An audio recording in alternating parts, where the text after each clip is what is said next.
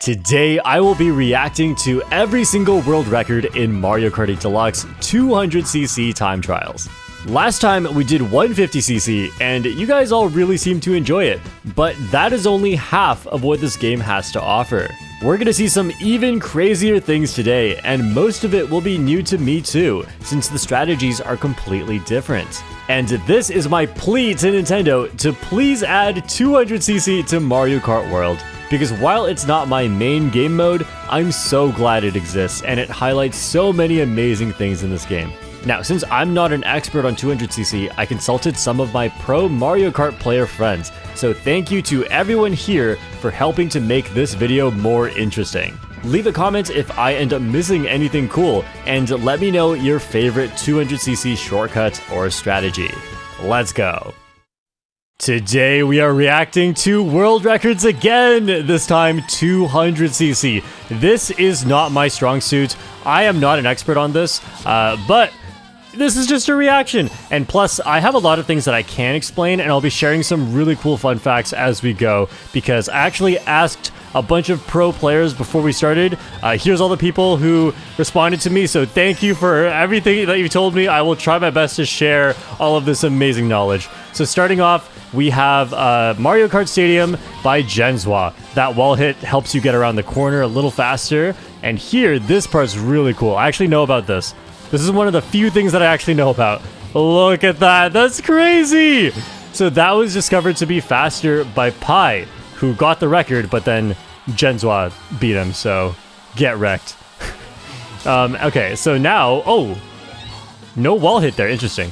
So now we have no more mushrooms. And lap 3 is going to look a little bit different. I made a whole video about this one, so I already know how this record goes. That's going to be a rare occurrence, but here we do motion glider with motion controls on using the purple mini turbo. We do it every lap, but you need a speed boost, and so when you have no mushroom, you use the purple mini turbo for that. Next up, we have Water Park by Alberto, and this is already a very different combo than anything you'd see in 150cc. This is Luigi on the Ink Striker. And if you know all about stats, you might be thinking, oh, why are we using Ink Striker? Isn't that high anti-gravity speed, not high water speed? Well, look at the tires. Oh, the tires just changed back. Okay, so there's a few seconds of water on this track, but the Ink Striker actually gains more speed than any water speed combo like the Streetle, because this part right here is anti-gravity. It doesn't use your water speed. So the Ink Striker is really fast for all of this section. All the way going into here. Still anti-gravity.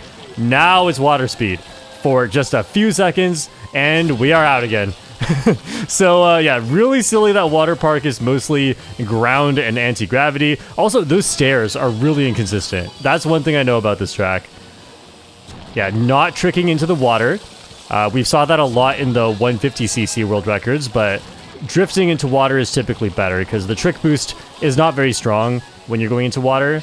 And yeah, wow, look at this. Hitting a bit of the ride there. Crazy, gliders past the finish line.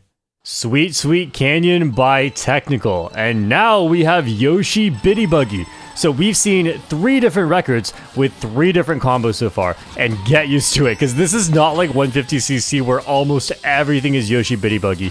Here, on 200cc, it actually really depends on the track for which combo you should use. And it's not just like, oh, is it a mini turbo based track and use Bitty Buggy, or is it a speed based track and use something else? No, it's actually a lot more detailed than even just that, because the way that optimal drifting works on 200cc is actually quite different, and we're going to talk so much about that throughout this video, and I'm not going to be able to spot all of it because, of course, I am not a 200cc player, but I have the Mario Kart 8 Deluxe eyes, so I can see some of it. I'll let you know some of it, but yeah, here, this part, you hit the off-road. Yeah, I know about that. I know that the blue path is actually faster on 200cc.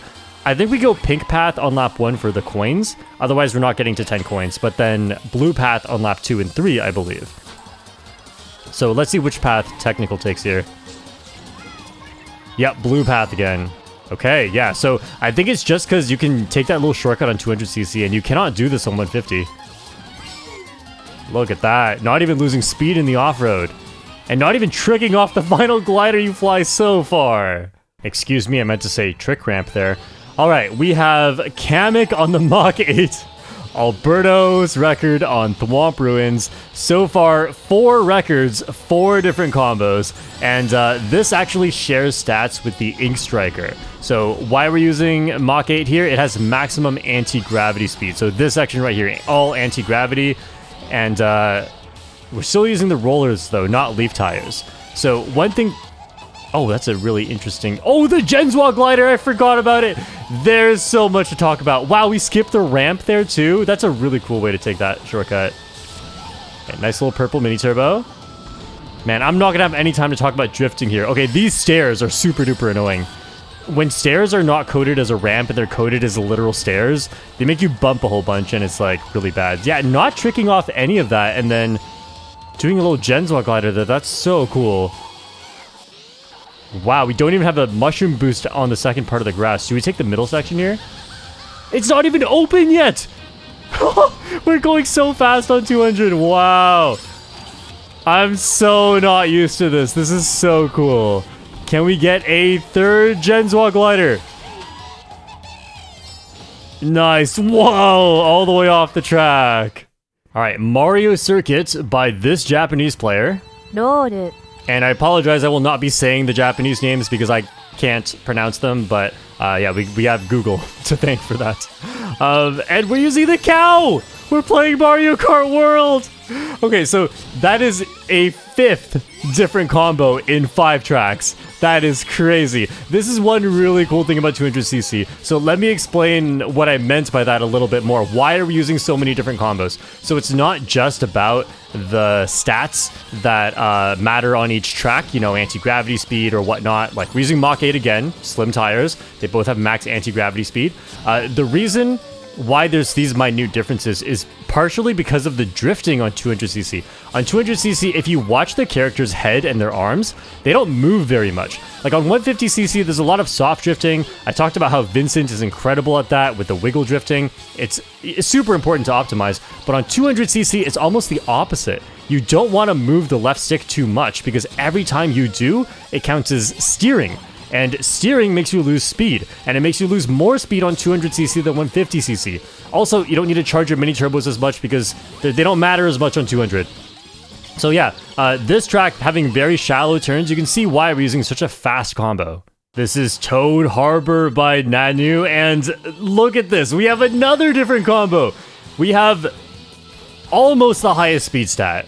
Whoa, that drift trick. Okay, that drift trick actually skips the second boost panel. That's crazy. All right, what are we getting here? Blue mini turbo chained into the... Oh, and then just a blue mini turbo. Wow. Right, because the mini turbos are not that powerful with this combo. And getting 3 coins there, crazy. So yeah, just to finish off my thought from the previous one.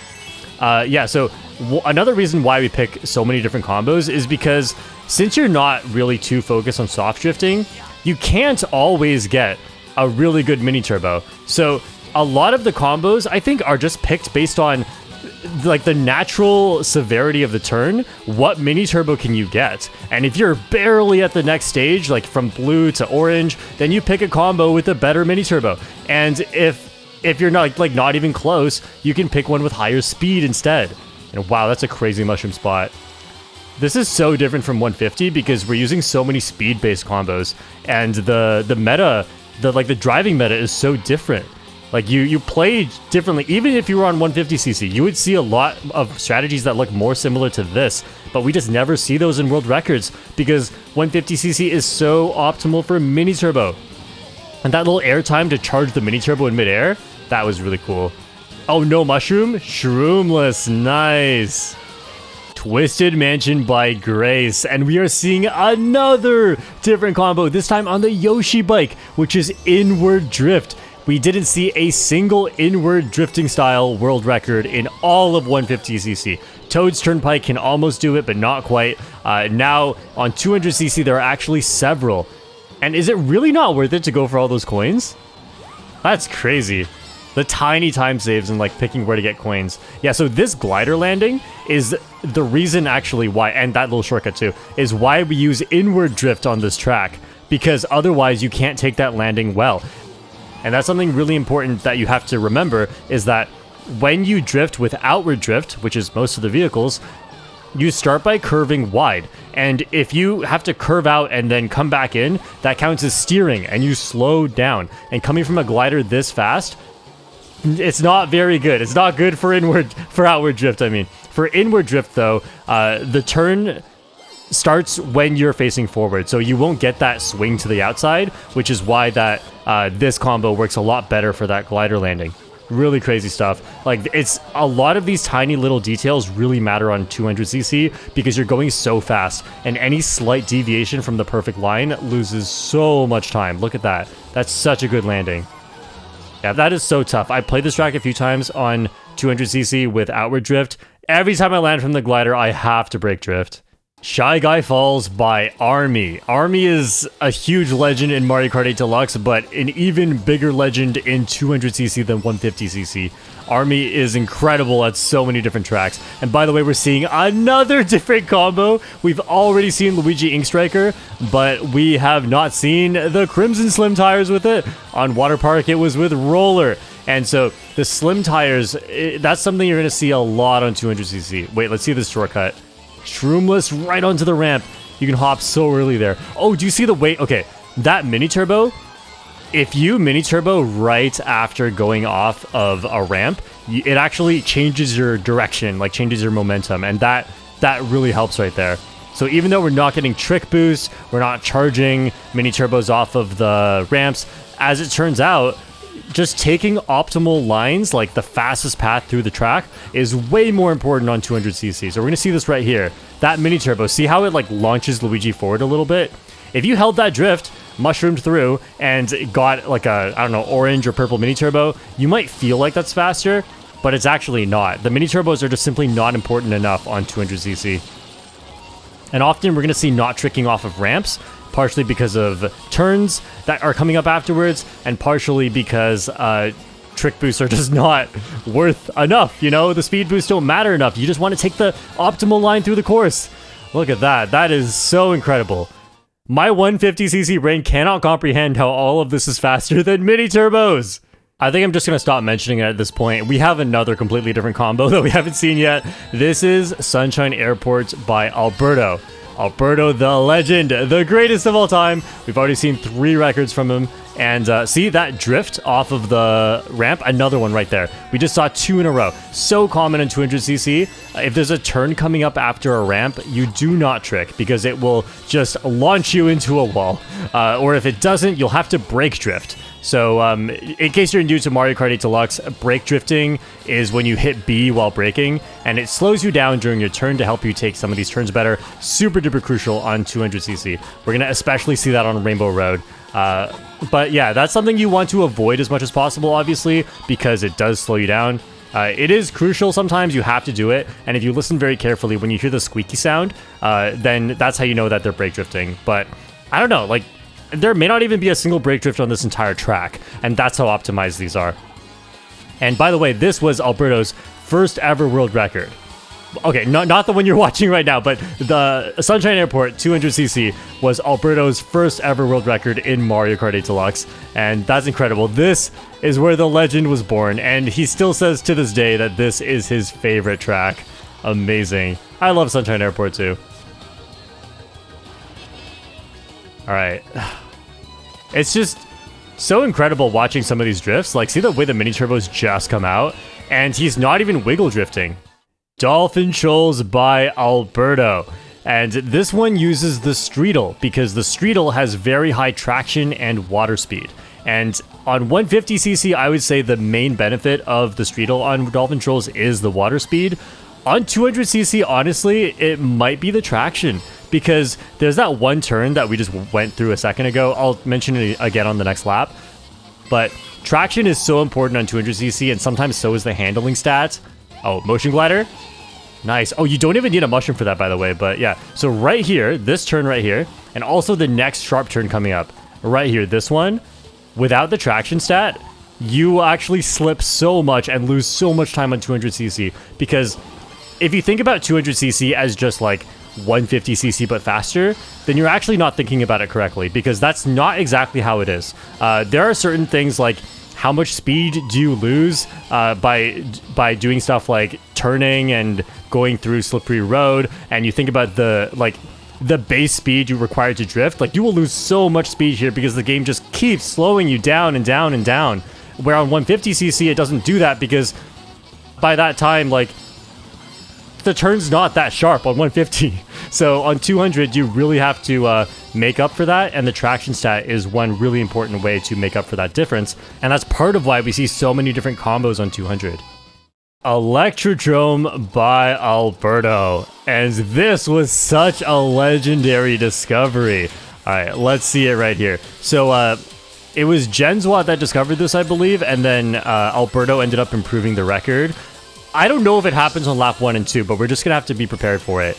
And I've actually done this shortcut you're about to see. Well, I've done the version on lap 3. Let's just take a look. I'm gonna shut up. Yeah, it's happening right here. Boom! Turns around!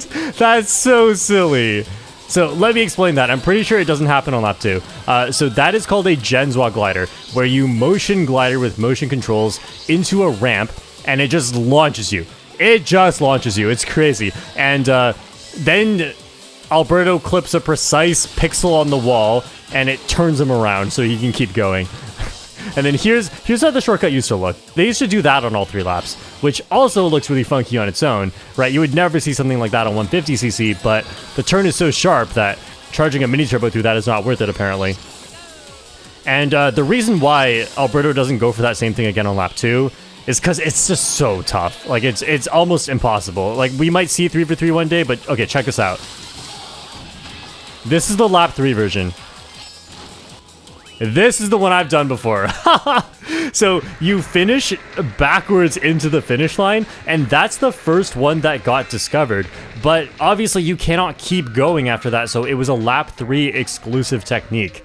So imagine doing a perfect run and then hinging it all on that on lap 3 to get that right.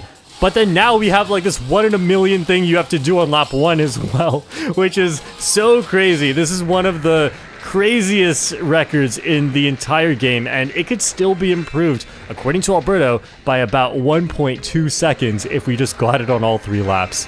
Who will be the first to do it? Mount Wario by Alberto. I respect the King Boo. So, yeah, we saw Luigi Ink Striker a few times. You might be wondering, hey, why is it King Boo Ink Striker this time? And I mean, I haven't asked Alberto, I'm no expert on this, but my guess, if you watch the mini turbos, how they barely charge, is King Boo has 1 less mini turbo than Luigi, but still ends up charging all the same mini turbos because of the severity of each turn on this track. Therefore, use King Boo for the extra 1 speed stat, because the mini turbo stat is not nearly as important here as it is on 150. Oh, that was a really cool way to take that section with a little gap jump too. Hit all the boost panels here. Okay, charge up for a mini turbo trick. I've never seen this one. Oh, a Kusan slide. That's so rare. Watch my 150cc reaction if you want an explanation of that, because I'm not even going to explain it. See those little air pockets you get there? That's what makes one of this... Whoa. Sorry, I can't talk. That's what makes this one of the toughest tracks on 200cc, because of all these air pockets, and you cannot turn in the air. So if you find yourself in a sticky situation and you're in midair, you just fly into a wall. And so we look at those air pockets. That's crazy. And so we kind of just take for granted that these records just happen. But if you ever go watch Alberto stream, wow, that was Shroomless. If you go watch any of the top players stream their attempts, there are mistakes all over the place because 200cc is just so tough. So when you see a record like this, you really have to respect all the work that went into it. Cloud Top Cruise by Alberto. And correct me if I'm wrong, I don't think we've seen a single repeat combo yet. This is the heavy me on the Teddy Buggy. I don't think we've seen this yet. That is crazy. Different combos on every single track. Think about how much harder it is to master 200cc because of this. Like when you're doing time trials, if you use Yoshi Bitty Buggy on every track on 150cc, it's the same thing on all the tracks, right? So the skills translate super easily. Like the way that you control, you probably can play online with the same stats too, because that's optimal as well. But on 200cc, every track is its own beast, and the mini turbos all charge at a different speed on every single combo. Oh, that's crazy. And think about all that and think about how we just saw like, what, 4 or 5 Alberto records in a row. Also, that me is insane. Look at the mini-map. That's a really funny me. I wonder what that's a reference to. Okay, yeah, we're seeing a lot more tricking off of gliders instead of motion glider. I'm pretty sure motion glider in general doesn't save as much on 200, and it definitely saves less if you are on a low handling combo. And obviously we're on a lot of speed-based combos, and they tend to have low handling. So yeah, we're gonna see a lot less motion glider in general. Okay, that mushroom spot. I haven't really been paying attention to this run, honestly. Like, these go by way too fast, and I'm trying to talk at the same time.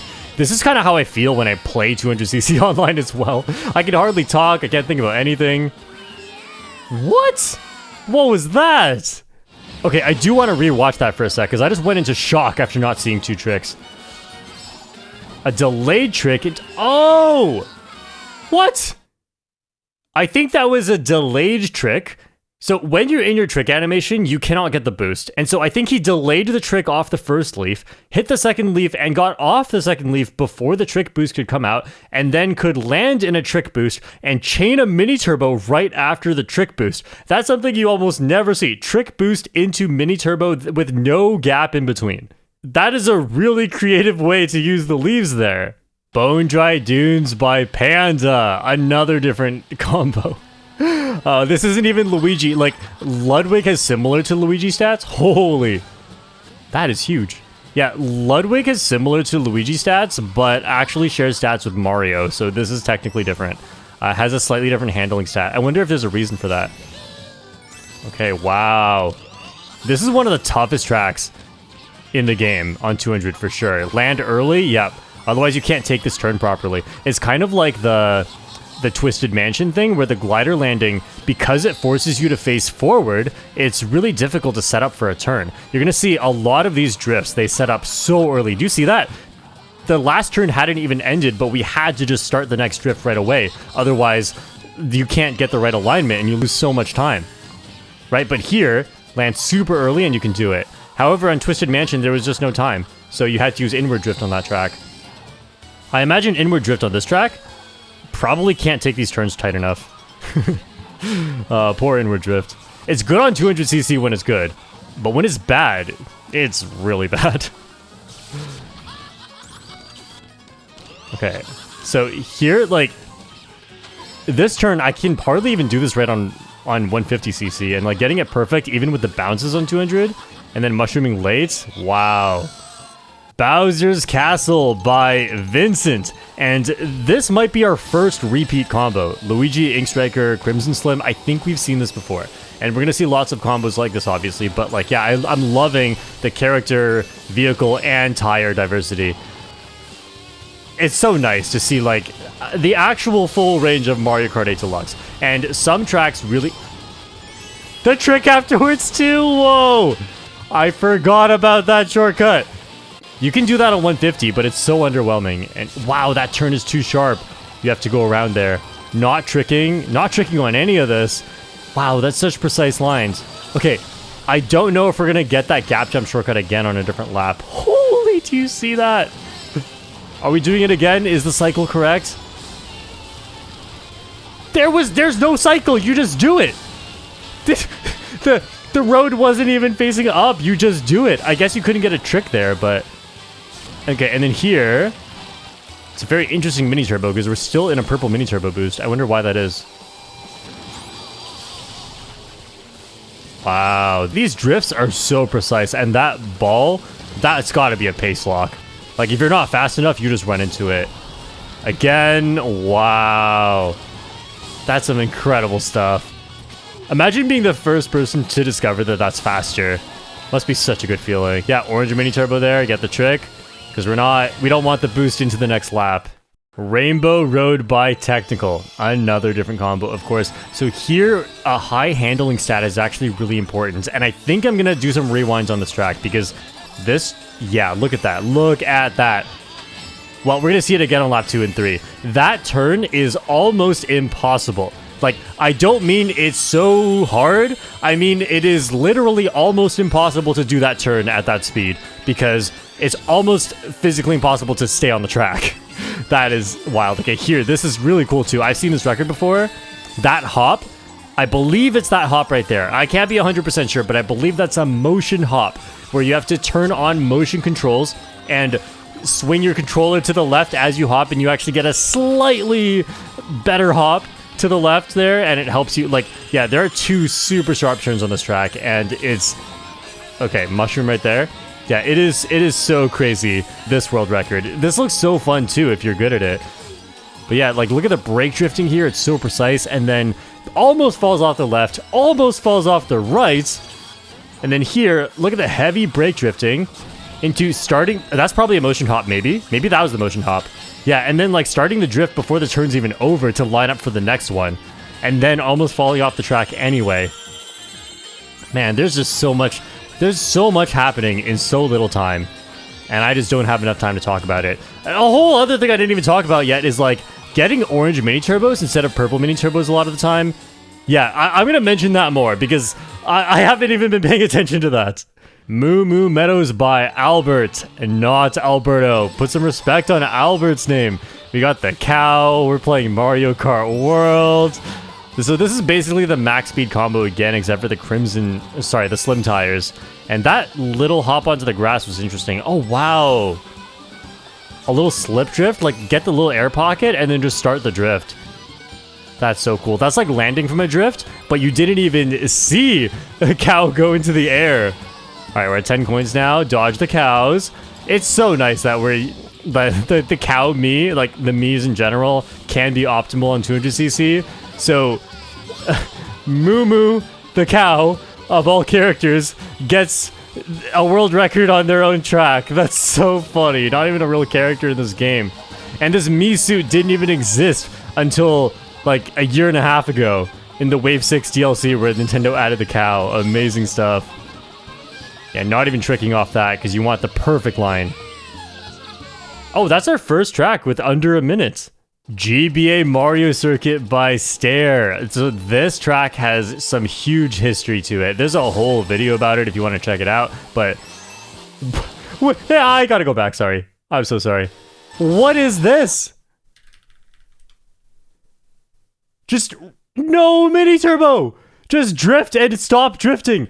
That is so rare. My 150cc brain cannot comprehend this. But anyway, this is by Stair, legendary player.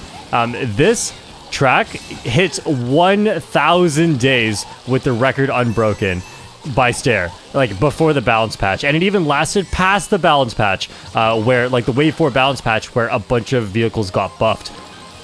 So yeah, like even with that, nobody could beat his record. And then after 1,000 days, Stair beats the record and just ends it at 1,000 days. Who knows how long that record could have lasted? But yeah, now this one so far has been standing for like 400 days. I don't know. It's crazy. No, not this one's 400 days. The one that broke the 1,000 days, I think, stood for 400 days, and then Stair broke it again. It's crazy. Stair is legendary at this track. Man, it's like super optimized. All these little air pockets and the shortcuts. It's some really, really good stuff. Under a minute again. Okay, something I haven't mentioned the whole time. I think it's gonna happen here. Yeah, using a mushroom right at the start. You may have noticed this, and if you're wondering why these records use a mushroom right at the start of the run, it's because, especially on 200cc, like this happens on 150 as well, but especially on 200, the startup boost is so weak. It doesn't accelerate your vehicle to full speed very fast at all, but if you're using a fast combo, it doesn't accelerate your vehicle to full speed at all. And then you have to use your atrocious acceleration stat to get up to full speed. It's so bad. Whereas a mushroom accelerates you really, really quickly. And I've actually done a comparison of this before, but yeah, you need, unless there's a really, really big shortcut on the track, like you need a shortcut that saves, I don't know, maybe around a full second for a start shroom to not be worth it. So see this little shortcut here? Does not save enough time, so a start shroom is worth it, even on a combo with such high acceleration as this one. Other than that, this looks like a relatively normal record. Oh, right! Alberto told me about something. So, Alberto was trying to get this record, and then I went and asked a bunch of pro players about, like, hey, you want to tell me stuff about 200 that I can mention in this video? Then Alberto's like, Wait, I'm trying to get the Cheep Beach record. Oh, the low trick.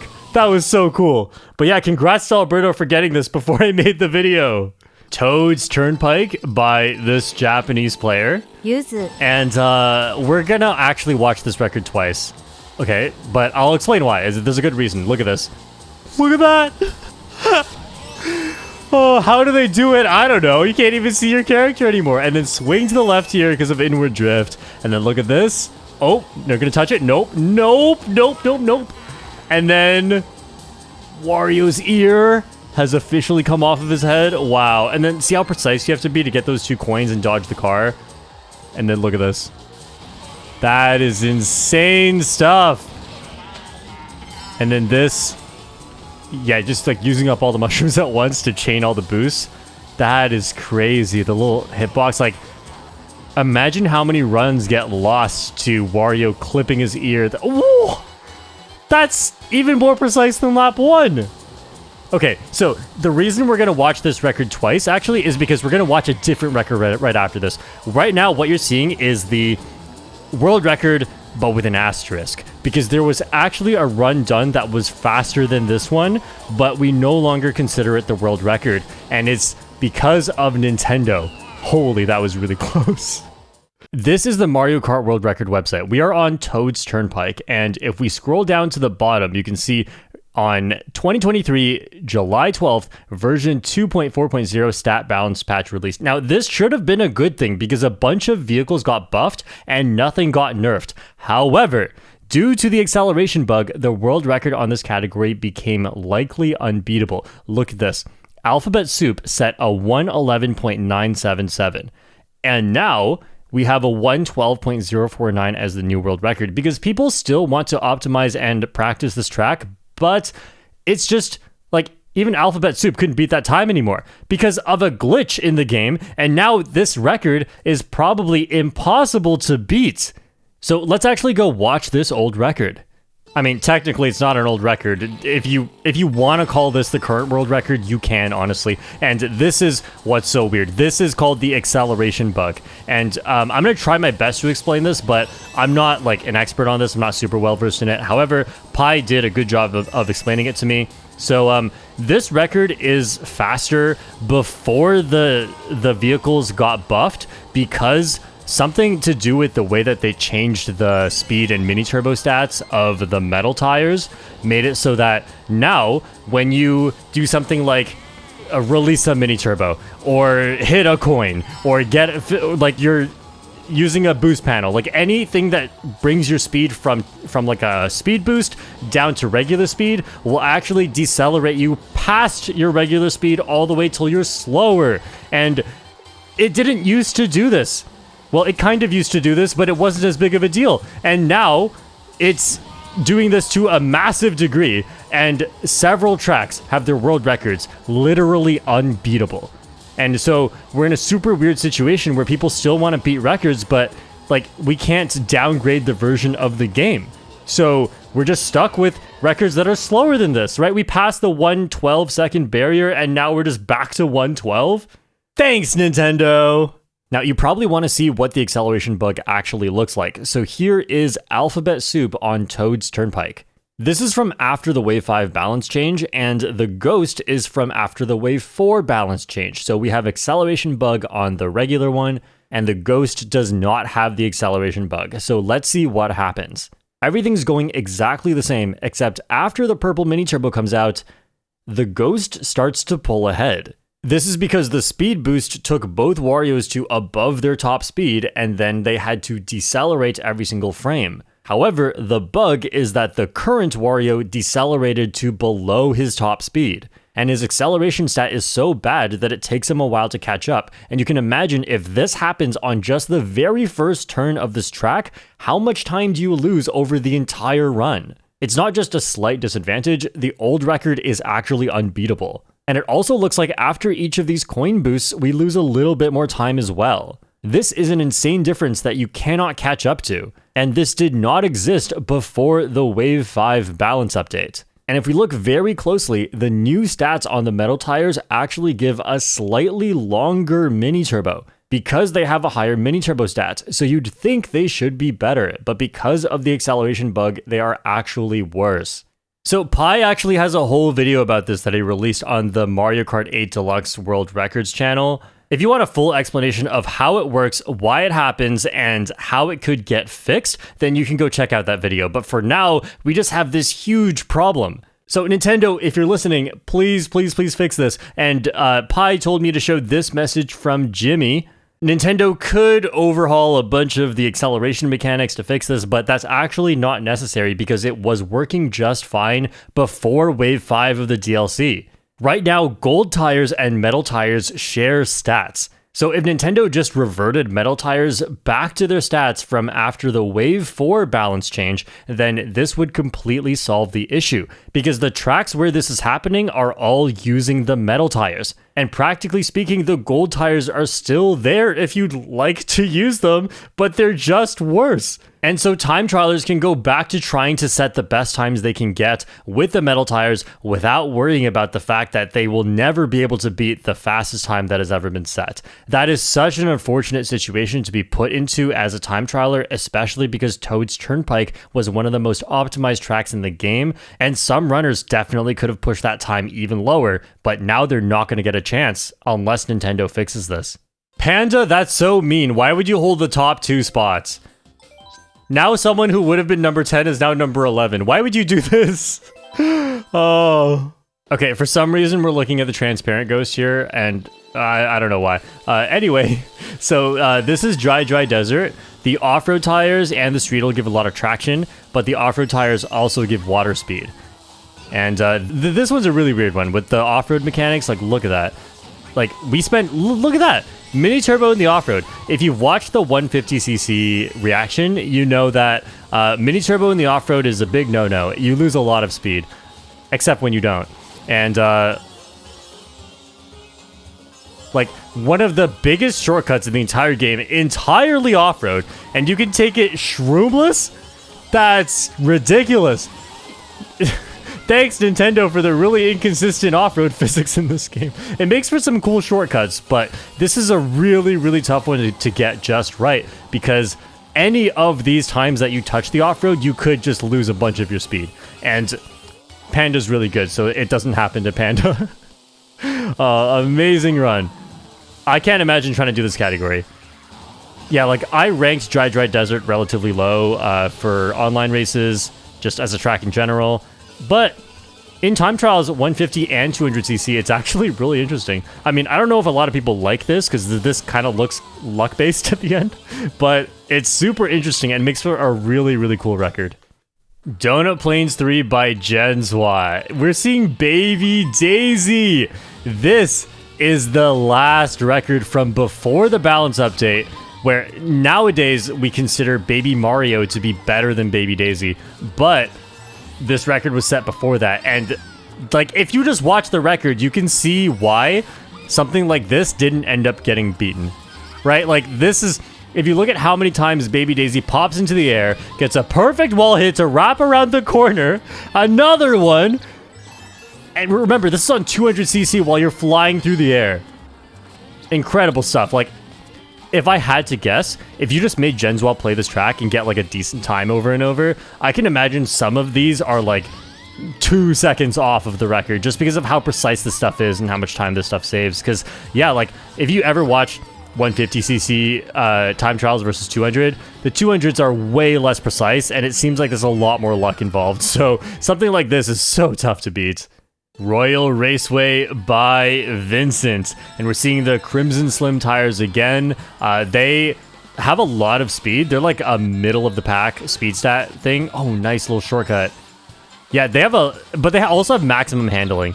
Like, they have the same amount of handling as Roller, which is crazy because Roller has maximum handling, and this one, yeah, it's just weird stat diversity. But yeah, that's why this is one of the best tires in 200cc, and you'll see it so much. Okay, really nice lines here. Yeah, a lot of these turns that I consider to be multiple turns and multiple mini turbos on 150cc are just not on 200. And yeah, that looks really tough. I've tried that before, and I always lose speed in the off-road. And that is so cool.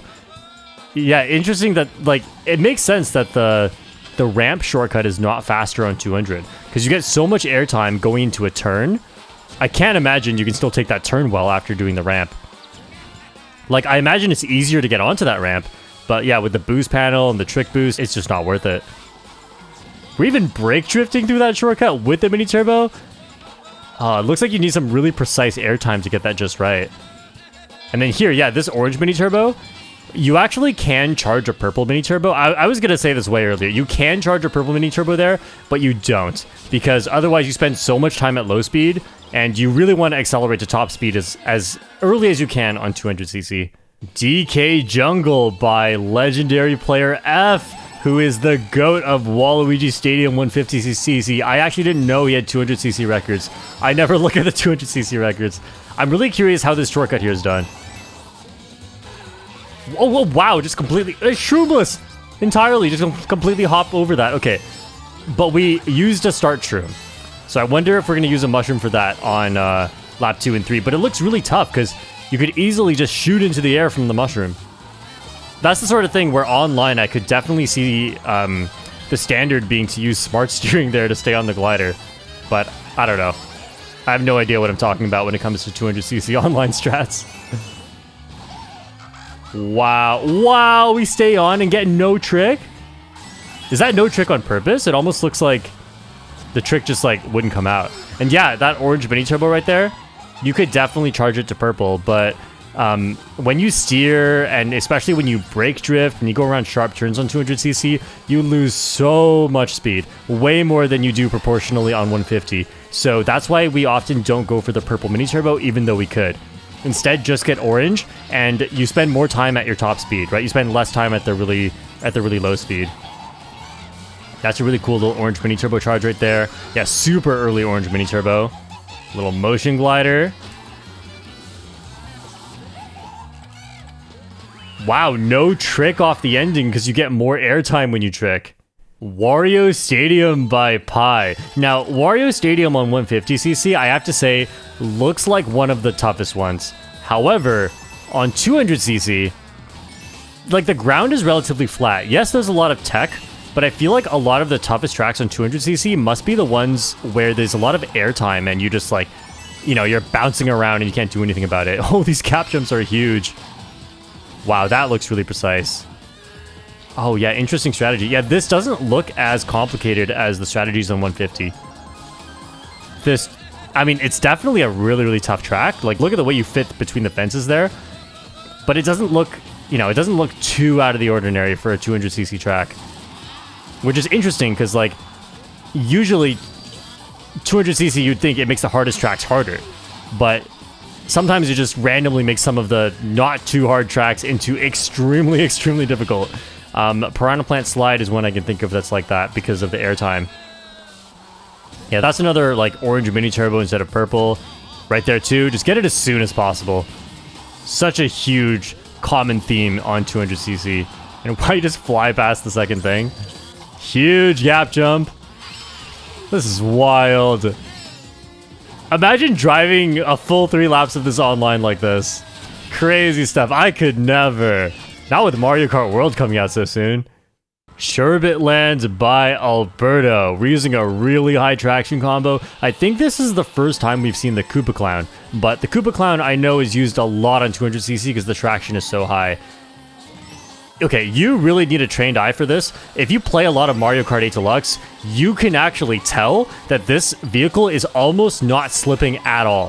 However, I remember what it was like to not be able to tell this. So if you haven't been playing for like years or at least several months, it's really hard to tell. But yeah, this combo, like, this just looks like you're playing on a regular track.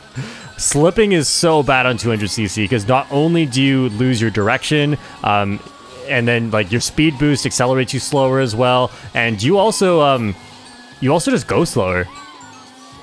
So yeah, this is really impressive here with all the little air pockets he's getting. Fun fact, this is the longest streak of world records by the same player. And Alberto has held the world record on Sherbet Land for 7 years straight since 2018. That's crazy.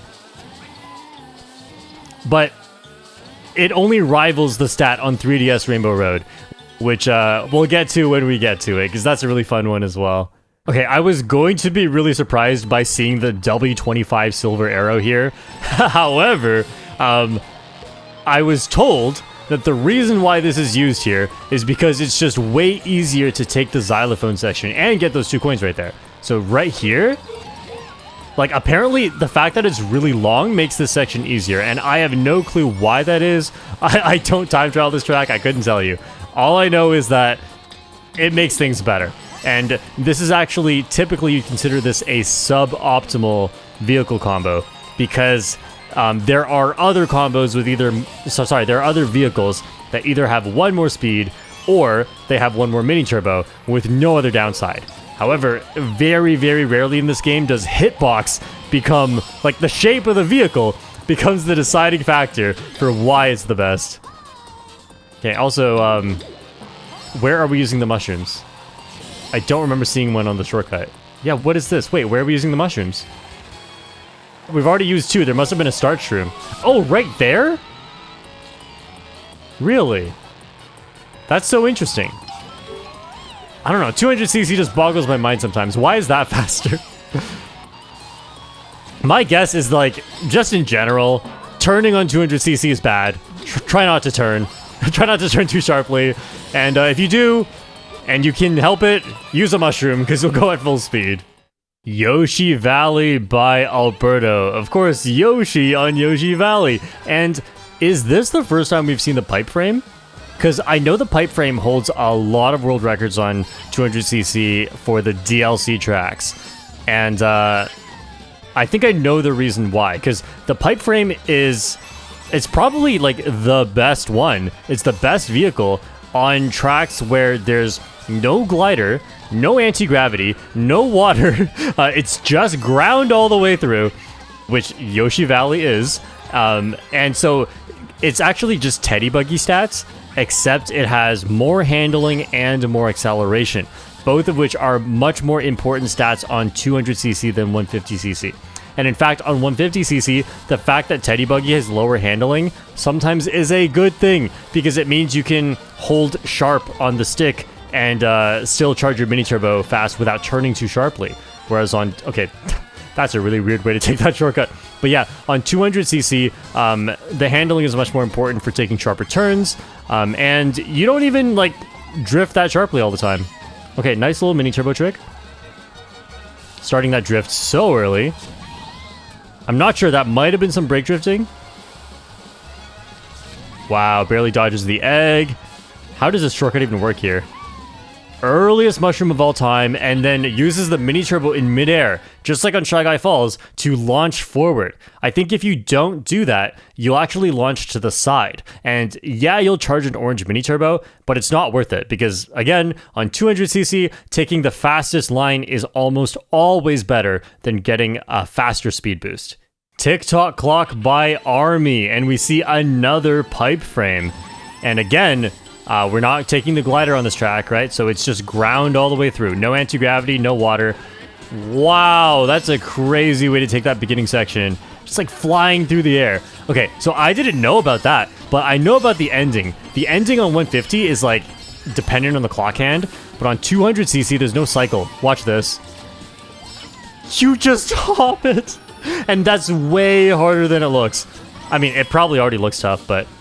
oh, wow. Wow, you can take the middle? I wonder if we can do that on lap 3.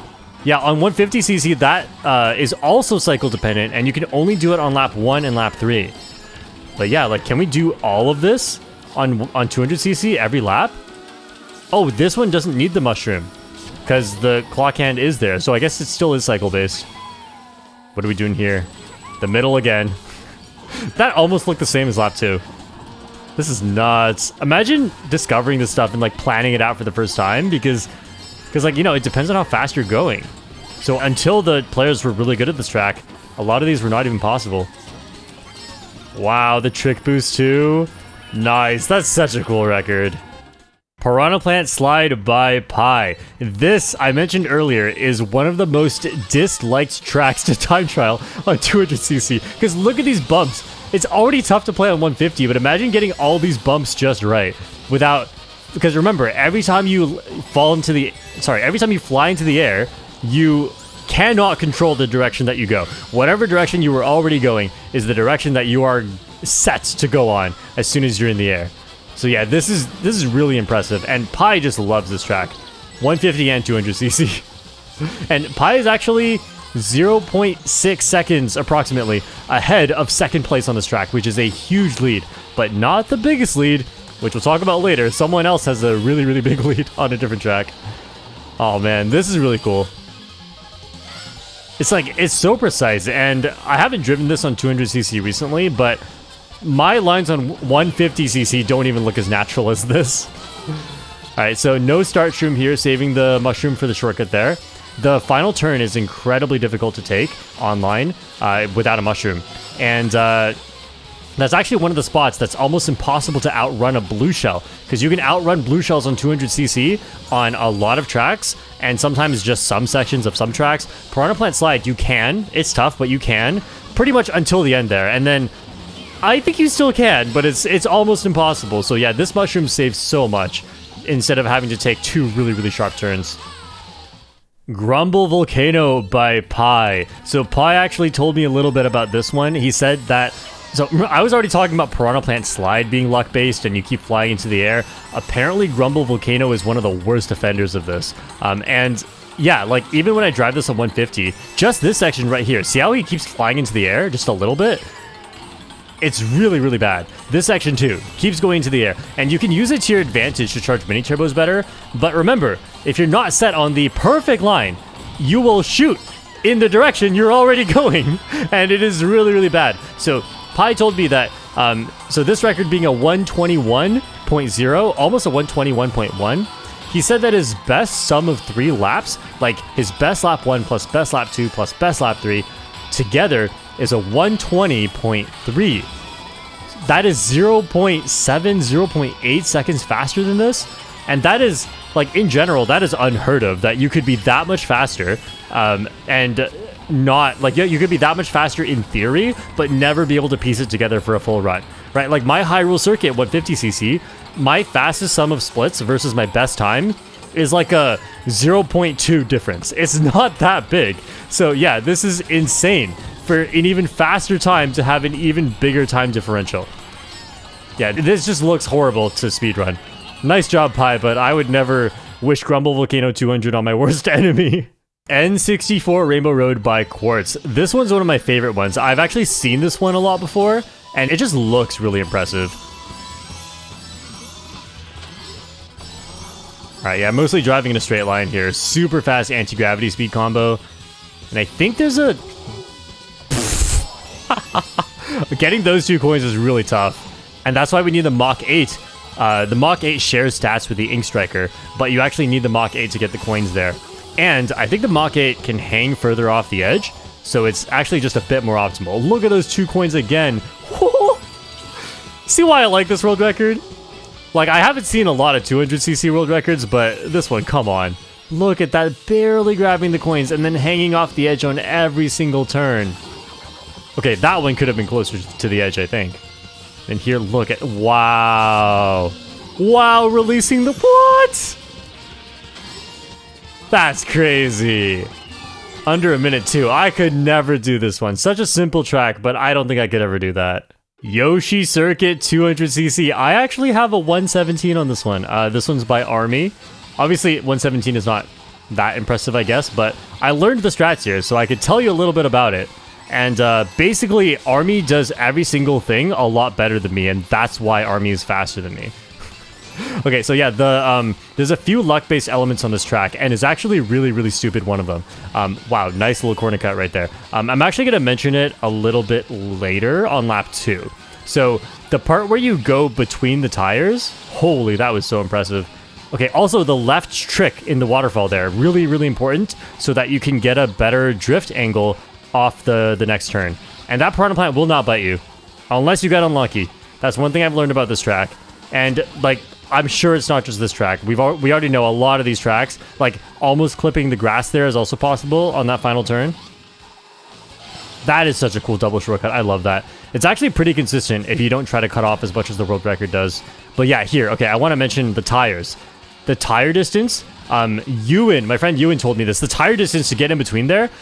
So the only reason we use Mr. Scooty is to get between there, but also the tire distance is random. You'd think there'd be no randomness, like literal randomness, a literal random number being generated in time trials, but no, there is. Because look at this and look at this. It's just different.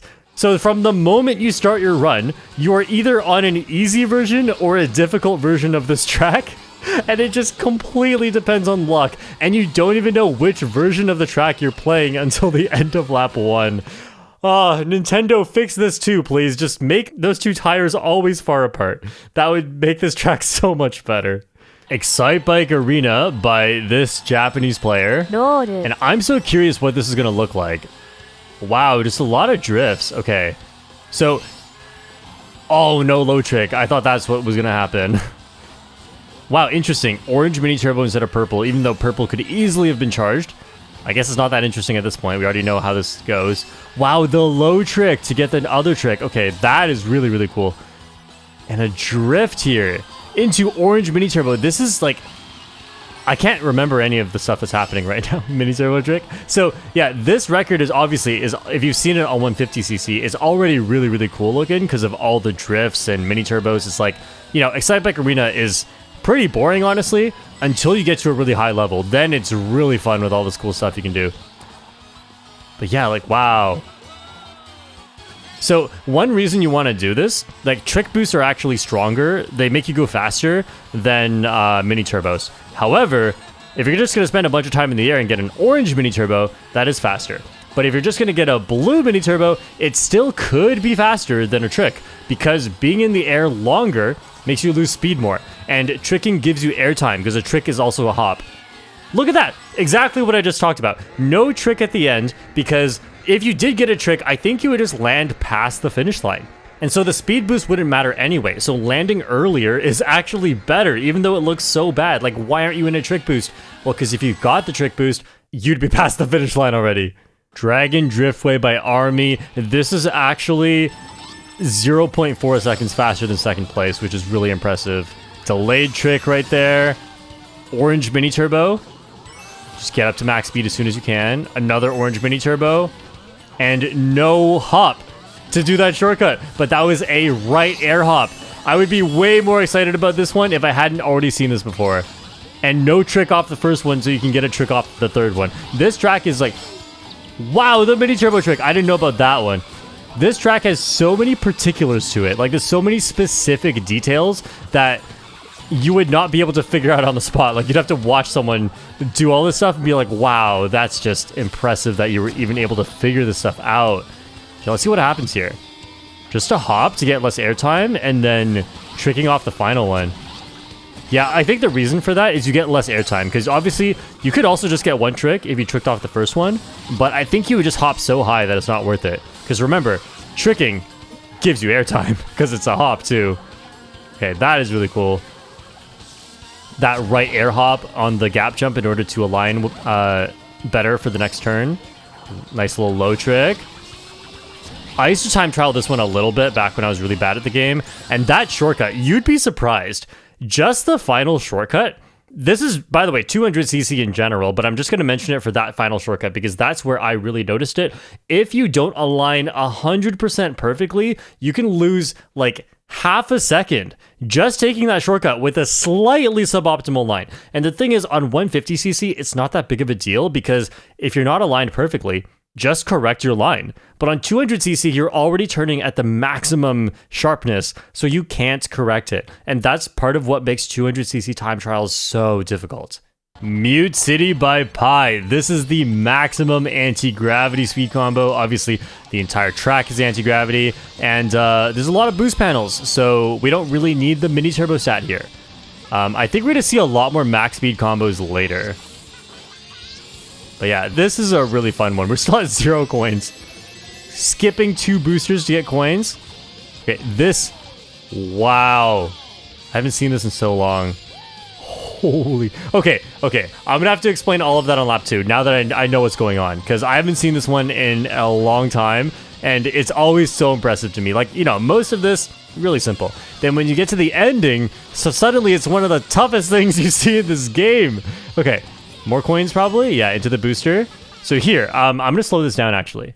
Oh, I just sped it up. I'm gonna slow it down now. Okay, so here, this turn is way too sharp. So we mini turbo and hop twice, 3 times, and then mushroom, and then see this little drift to the left? How early you get that? That's crazy, because otherwise you're gonna hit the wall on the right. There is just so much to get right on 200cc. I cannot believe my eyes. I am a lowly 150cc player. I mean, 150cc is hard in its own ways, and obviously I'm just not as well versed on 200, so this all looks way tougher to me. But yeah, I'm just in awe. I'm just in awe that you can do that 3 times in a row. Also, I've tried it before. I mean, back when I was not as good of a player, but it's so tough. Like, you're going to that blind, and then this part, if you land right on the end of the ramp, the whole ramp is off-road. If you land right at the end, I think it's not, and that's how you get that huge burst of speed. Wario's Gold Mine by Pi, and now Pi told me to look out for something that I'm pretty sure I never would have noticed unless he told me. I haven't seen it yet though, so we'll see. Maybe I would have noticed. Maybe I'm just smart like that. But he told me on the final dip, he uses a mushroom and gets speed boost there in order to detach from the ground a bit more, because it's faster, because like of the geometry. Hang on, let's just see this. Wow. Okay, several detaches actually. So that dip at the end is sticky road. The reason why you don't just fly off the track, including right here, is because it's programmed to keep you on the track, unless you do specific things that cause you to detach from the sticky road. And that is actually faster the way that he did it with the little air pockets, because when you go down a decline like that, being in the air is actually faster. Okay, he doesn't do it again this time. Right. He actually told me why. he told me it's because of the minecart cycles on lap 3. You don't want to use a mushroom there. Interesting stuff. But yeah, just like, if that doesn't make sense to you, just draw a diagram. Draw a diagram of like a U shape, and then trace along the U shape, or like hop off of the U shape a few times, and you'll notice that it's actually a shorter line to be in the air. So technically, he's doing a shortcut by using that mushroom to get airtime. Crazy stuff. Mario Kart players are insane. SNES Rainbow Road by Alberto. Again, we're seeing the pipe frame because it is all ground, no glider, no anti-gravity, no water. And yeah, this helps with the acceleration, which is really important on 200cc. And with the handling stat. And look at that, super duper sharp turns. The handling must be so important here. Wow. Amazing stuff. What? You can gap jump that? I thought you would just hit the wall. I didn't know it was that forgiving. And then, yeah, that little wall bug, I mean, that looks reasonable. I didn't even comment on it on lap 1. I don't think you can even do this on every section of the track. It might just be this one part. Okay, we're not going for it on lap 2. Interesting. I wonder if it has to do with the wave cycles. Or maybe wanting to save the mushroom for lap 3 for better wave cycles on lap 3. Actually, I don't know. We're not even getting tricks anyway. Yeah, we just don't trick in general. Because charging that drift is better. Okay, so it was just a lap 1 thing. Interesting. That is so cool. Ice Outpost by Alberto. We have Link with his hood to stay warm. And the Koopa Clown again. I mean, I'm sure you can see at this point. Any traction tracks, we want to use Koopa Clown or Streetle. Wow, the wall hit. I forgot that was the thing. I remember trying to learn that back in the day, because when I first started playing Mario Kart 8 Deluxe, I actually liked 200cc more than 150, because I was like, you know, it's faster, it's more difficult, this must be the main game mode. Wow, a few brake drifts into a mushroom. The mushroom negates the slippery road, so that must be part of why. And then the orange mini turbo there could charge purple, but not worth it. That is incredible. And then skipping the second part of the shortcut. Yeah, even with the mushroom boost or a star boost on 150, that shortcut is so jank, the second part of it. So I can totally see why. And I don't know why we're drifting off like that. I wonder if it has to do with getting the alignment of how we land to get into the next shortcut. Yeah, that orange mini turbo is released so early. That will never not look weird to me. It always looks like he's about to fall off the shortcut and then he just hits the thing. And I've done that before. I've hit the thing and then I just don't land back on the road. It's not easy. Wow, blue mini turbo. It's so rare that blue is better than orange, but it's for the exact same reason that orange is often better than purple, especially on slippery road. Hyrule Circuit 200cc by Genzwa. Genzwa is so good at this track. Has held so many records here. Okay, wow, that is a massive shortcut. Way bigger than the one you can take on 150. And yeah, you can't motion glider too far to the left there or you'll hit the castle on 200. I even hit it sometimes on 150. Okay, 200, you take the right path. And this shortcut, wow, not even hopping. I've seen the safe method of that. You're supposed to hop. But I guess the fastest method, it doesn't involve a hop. And look at the way he went in between the two patches of grass, the two bushes. Those both have a hitbox. You cannot drive through them. So you had to line up that drift perfectly. And you need the perfect amount of brake drifting. So yeah, one thing that really scares me about time traveling on 200 is getting the perfect amount of brake drifting. Because on 150, you know, like you're taking the correct line and then you know you're doing it right. But on 200, especially going into the castle, you need to get just the right amount of brake drifting. Not enough and you fly to the outside. And too much and you're just slow. Like, it's such an important thing. How long do you brake drift for? I don't know. Figure it out. Race a ghost. Lose time sometimes and learn from your experiences. The plant's not even out yet. Incredible. Okay, this time we do get the trick, because you get the trick boost before you land. Not like Excitebike Arena. Wait. Look at those lap times. 7 seconds, 6 seconds. The whole run is 44 seconds. Baby Park by Alpha. This has to be the fastest record in the game. Oh, wow!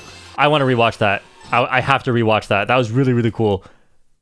Okay, that's a little bit too slow. So hop a bunch. Yeah, because if you drift, you can't get a sharp enough turn. And then bonk the wall in just the right way to turn you around. Wall bonks don't always do that. But look, a complete U-turn.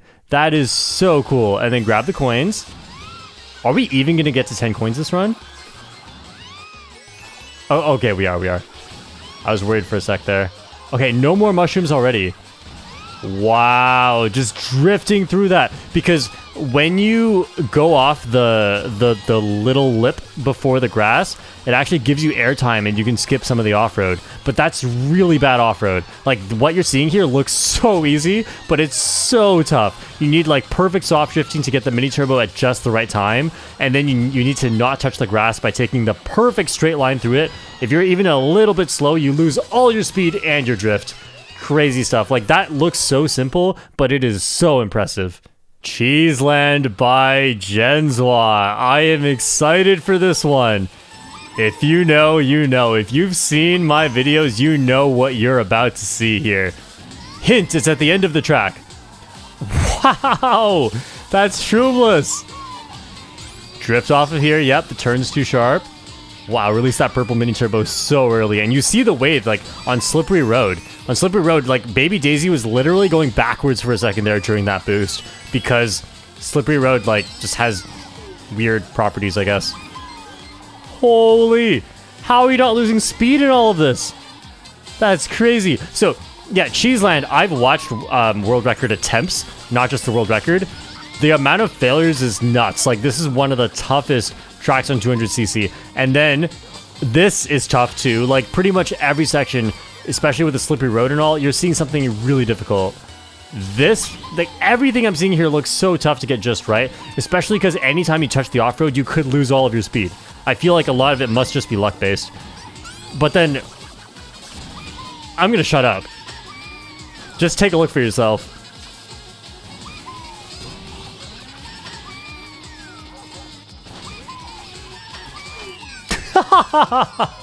I love that! Right before the second glider, Baby Daisy literally dies, gets a concussion, and then finishes the race in the sky. Gets picked up by Lakitu. This is the Jameswa glider. I have a whole video about it. I even did it online to steal first on 150cc, where you have to use a golden mushroom. This was only discovered, like, maybe 2 months ago by James. That's such incredible tech this late into the game. It made it into a world record, and it has online application. I love it so much. Wild Woods by Alberto. Alberto told me something really interesting that I almost don't even believe, but like, is it really that brutal? So the shortcut on lap 1, you have to do without a mushroom because you already used the mushroom for a start shroom. And he says that he can only hit this shortcut properly about once an hour. An entire hour just to make it past lap 1. What does this even look like? I mean, it doesn't look that bad. Besides like the part where you have a trick boost in the off-road and you could lose all your speed. Is that it? Or is it something else that I'm missing? But okay, that's so cool. Actually, pay attention to the trick direction because I noticed that was a left trick. And, you know, it's 200cc. I've had so little time to talk about a lot of this stuff. Wait, hang on. I want to see what happens here. Wow, into a mini turbo trick. That's so cool. Okay, I mentioned this in the 150cc video, but if you haven't seen it, sorry, we're going to slow down again right here. So watch the trick direction right here, okay? Watch which way the cart spins. Left, left, okay? So then we're going to go back for another moment, and then watch the mini turbocharge right afterwards. See how he's barely turning, but he still manages to get that orange mini turbo. That's because the left trick makes it so that you turn less to the right when you drift. And that's how that mini turbo is only possible with the left drift. Look at me, using my 150cc knowledge, because I'm confident in that, and I only spot it sometimes in the 200cc records. Animal Crossing by 4 laps to win. Interesting name. Do you do 4 laps here? Probably not. Wow, that shortcut looks luck-based. How much air do you get? Does the mini turbo slow you in the off-road? Who knows? Who knows until you do it and hit reset because it didn't work. Wow, okay, so this is a really slippery road here, and I'm surprised. Like, I think the standard tires have good traction, but wow. Risking it even more right there. Yeah, I'm surprised we're not using a more traction-heavy combo, but this glider, maybe, like, the airspeed is really important here, and that's why we're using the Teddy Buggy. Nice low trick. I mean, I guess the traction here isn't too big. Like, it's only a slippery road for a very small portion of it. This route right here is not slippery road. And that, I don't know, that just looks kind of unnecessarily risky. I wonder how much time you lose for not doing that. I mean, you probably wouldn't get world record, but I just wonder how much it is, you know? Like, is this online viable? Yeah, like, I'm not an expert on 200cc, so if you would like, at some point, go check out the 150cc reaction, because I know way more of what I'm talking about there, and I can actually give a lot of advice for online and time trials. I'm, like, pointing out things left and right. But yeah, on these ones, I pretty much just point out, like, one thing per race. Neo Bowser City by Alberto. And interesting, we're using Baby Daisy instead of Baby Mario or Drybones. Baby Mario, Drybones, and Baby Luigi have the same stats, and they actually have 1 more speed. However, I'm not sure about their traction, but I do know their handling is lower, and traction and handling are so important on this track. Look at this. This is slippery road with, listen to the brake drifting. Sorry, I'm talking. I'm gonna shut up for that part of lap 2. And you can listen to just how much squeaking there is in the tires, and that indicates pressing a lot of B, you know? Because that section's kind of impossible. And wow, almost hitting the off-road there. This is so precise. Okay, I'm gonna stop talking.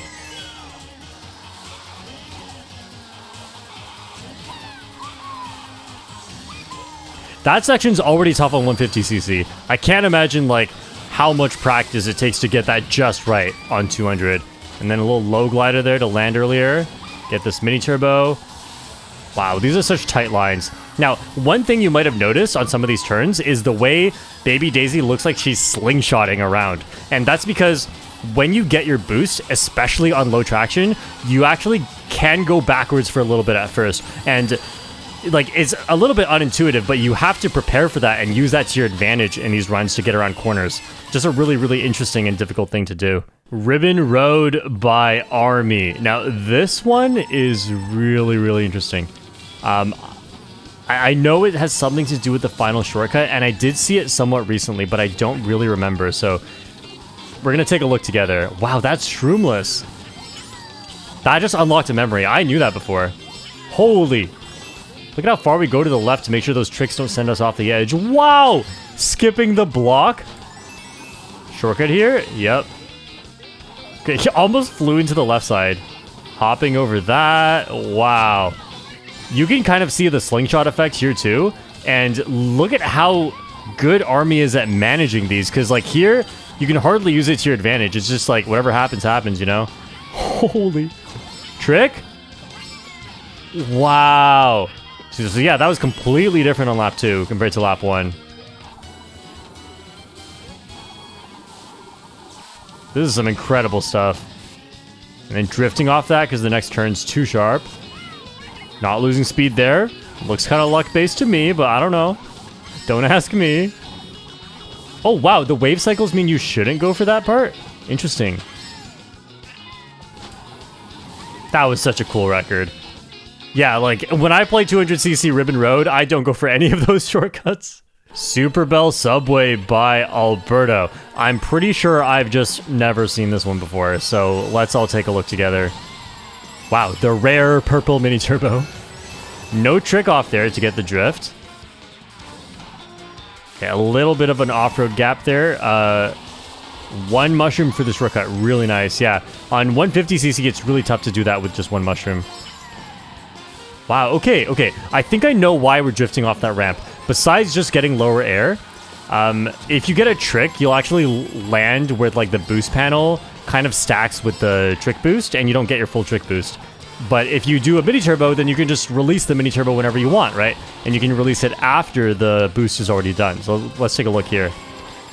Yeah, you land really soon. So that that boost panel boost was chained into the mini turbo boost. Whoa, the wall bonk. Okay, something important about wall bonks is they make you lose traction. And when you lose traction, you can hold a soft drifting angle and you can charge mini turbos faster that way without turning too sharply. I'm pretty sure that was the reason why we just saw the wall bonk, but I'm curious why we didn't see it on the other lap. Or did I just miss it? Nice shortcuts. Very, very nice. Big Blue actually has a tied world record. So the first one we're seeing here is by this Japanese player. And we'll watch the next one afterwards because, like, you know, this video is not going to be as long as the 150 video. It's just going by so fast. And I do think I will have enough to say because this is such a cool record. I've actually time trialed this one before myself. Look at that gap jump. And yeah, it's a one lap, well, it's a section track, right? So like every lap is different. I really want to talk about each thing after seeing it once already. And here is the Ultra Shortcuts! Yes! Wow, doing that shortcut's tough, but getting the perfect exit is even tougher. I don't think I've ever gotten a perfect exit. So this is one of the most optimized tracks in the entire game.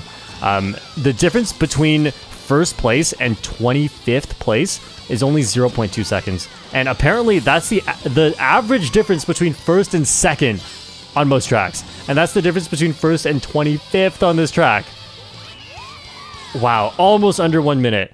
And before anyone asks, it's not possible to go under 1 minute. Just look at this leaderboard. 0.3 to 0.4 is the top 10. The top 10 only differs by 0.1. That is, like, what, 6 frames? And we're playing Cow. This is Mario Kart World. So, it's such a meme. Like, can Big Blue go below 1 minute? Sub 1 possible? No. Not possible. Hey, if you want to try, be my guest, but no, not possible. Okay, so yeah, right here, that is incredibly tough, not hitting the off-road afterwards, and then you can just barely do that shortcut. I've done all of this just once before in one time trial, but yeah, really, really tough. Then this part, I usually take upper path for more air, but lower path is faster, and you can just barely clear that fence, land in a drift. Crazy stuff. Yeah, so under the comment section of the world record, it's always like, sub 1 possible? Can we get sub 1? No. But it'd be really cool if we could. However, this is one of the most optimized tracks, so, yeah. Saving another 0.3 is not really possible. And then here, we have to land on the fence there to get the speed boost as early as possible. Wow. A world record tie. I was not expecting this. There's another world record tie right away. The first DLC track, Paris Promenade, Paris Promenade, whatever. I said it. Now you can all shut up about it. This is also a tie, and we're using inward drift here. So part of the reason is for the glider landing right there. Same reason as Twisted Mansion, where if you're using outward drift, you'd have to, like, you'd curve to the right when you land. It's because the glider forces your direction, whereas usually you can prepare for that much earlier. The glider makes it so that you can't. So inward drift can take that turn right away. And the other reason why inward drift is good here is because of the really slight, the shallow turns, and that actually benefits inward drift more. Because outward drift would keep having to change its direction, while inward drift mostly faces forward while it is drifting. And this is actually one of the reasons why 200cc favors inward drift on some tracks. It's because, like, the mini turbo boosts that you can get are not as important, and it's more important to just take a line. And sometimes, you know, you have a different drifting style, and inward drift just takes better lines on some tracks, which is not always true, right? It's not usually true, but it is true on some tracks. So yeah, 200cc finally gives inward drift a chance to shine. And also, this is not the real world record. It kind of is. This is the tied record by Nico4132. This is also not the real world record. Congrats to both of you for the tie, though. But Paris Promenade, unfortunately, is another sufferer of the Excel bug. Just like we talked about on Toad's Turnpike. If you skip to this part, go back to Toad's Turnpike for a full explanation. But yeah, unfortunately, Paris Promenade actually has a faster time than both of these tied world records because of the acceleration bug. And it's just not possible to beat the old time. So yeah, real sad stuff. Nintendo, please fix. Why are you patching the game after my last world record video when I talked about the music park pause buffering glitch, but won't patch this when 200cc fans have been screaming about this for the past 2 years now, has it been? I think it's almost been 2 years, and Nintendo has just never done anything about this. Nintendo, some of your records are unbeatable! Come on! Fix it, please! And in case Nintendo skipped to this section of the video, here is the proposed solution for how to fix this. Oh, it's just so silly. Oh, wow. I did not realize this. So I'm looking at the world record page, and Army's 116.534 was actually set in 2022. This was before the Wave 4 balance patch that buffed a bunch of stats. And then, of course, immediately Nico drops the record, Army drops the record, and then the Wave 5 change comes, and here's the acceleration bug. No longer beatable, but Nico ends up getting a time that ties Army's time from before Wave 4. So when the stats of the characters were worse, Nico, now with much better stats after 2 buffs, can only tie it because of the acceleration bug. That is so sad. And so the actual record is right here. We already watched 2. I don't want to watch another one. But yeah, congrats to Army and Nico for having records in 3 different categories of Paris Promenade 200cc. Toad Circuit by Army. And we are on the max speed combo. This wasn't always the max speed combo. I believe... Like, I even made a video that featured this at some point, and it's used, I think it was Wario on the Prancer, but now it's just the max speed combo, and I don't know why. Like, what about this track screams max speed? Usually, it's for tracks with a lot of boost panels, right? But I guess this track has a lot of straight lines, maybe that's why. And there is one boost panel. I think we don't go... The glider's not even open on lap 2, that's crazy. And oh yeah, another interesting thing about this track is this shortcut at the end is huge. Look at that. But we used a start shroom instead of taking that shortcut on lap 1. And the reason is because we had to go around for coins. And so, like, yeah, the coin layout on a track can really affect the time trial strategies. It's very, very interesting. Something that doesn't happen in every Mario Kart game, right? Like Mario Kart Wii, there were no coins. So every lap mostly looked the same for the most part. Not always, of course. Choco Mountain by Vincent. Now, hopefully I can use this race to talk a little bit more about soft drifting and neutral drifting. I'm not sure if this is a really good one to talk about it, but if you just pay attention to the character's head and arms, and you look at the speed at which they move, it's actually not like 150cc. In 150cc, you see a lot of wiggle drifting, like wiggling between soft drifting and wide drifting. However, on 200cc, doing that, remember, I talked about a bit about this earlier, doing that counts as steering, and steering loses you speed more than it does on 150cc. So, on 200cc, a lot of the drifting that you do is neutral drifting, or as Pi likes to describe it, it is smooth joystick drifting. So you're not always holding the joystick in the neutral position, but you often want to move it very slowly, so the game doesn't think you're steering too hard, and then so it won't count you as like, you know, losing a whole bunch of speed for turning. And yeah, so a lot of these drifts you'll see is like, if you even are soft drifting, you hold that. You hold that angle. You do not change it, or you start losing speed all over the place. And if you ever race 200cc against one of your time trial ghosts, that's the easiest way to see it. Just do a drift where you wiggle a lot, and do a drift where you just hold one direction. You'll notice it's so much faster if you don't change your direction. And that's so important because there are a lot of drifts where you could maybe get a better mini turbo, but you just shouldn't because you'd be wiggling too much. And also, this is Coconut Mall by Army. This is one of my favorite time trials in the game. It just looks so satisfying to clear this whole thing. It looks really, really difficult. Oh, I love this part. The really, really quick motion glider changes in direction, and, you know, usually changing direction, even in a glider, is slow. However, you're in a purple mini turbo, so it's constantly keeping you at max speed. This is incredible. Like, if you want to show someone how technical Mario Kart 8 Deluxe is, I think Coconut Mall 200cc is one of the best examples you can come up with. Like, there's nothing here that is like a glitch or like super unreasonable, but everything just looks so tough. I mean, if you don't believe me, try this yourself. This is, I want to say, for a beginner, this has to be one of the hardest time trials in the entire game. It's so easy to hit a wall. Everything you're doing is really tough and precise. Like, even just getting the precisely correct amount of airtime at every single section is tough. Wow, really, really impressive. Tokyo Blur by Alberto. Now, we're getting into the DLC tracks, and I was kind of waiting for a combo like this to show up. So, we've already seen speed-based combos are very important, but this is not the max speed combo. What you're seeing here is a very special combo that is really good on ground, right? It doesn't have a lot of anti-gravity or water or glider speed bonus, and it is very high in speed.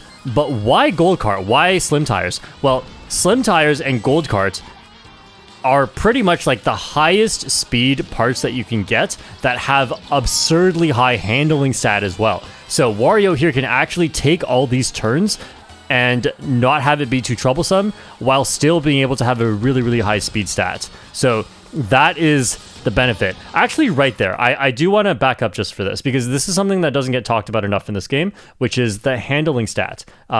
So we know the handling stat helps you turn sharper, but right here, this turn, this might actually be why we need the handling stat, because handling also helps you turn wider. And this turn, I don't think you can avoid all three corners unless you're on a high handling combo. And so even though you might be saying like, hey, there's no sharp turns on this track, why are we using high handling?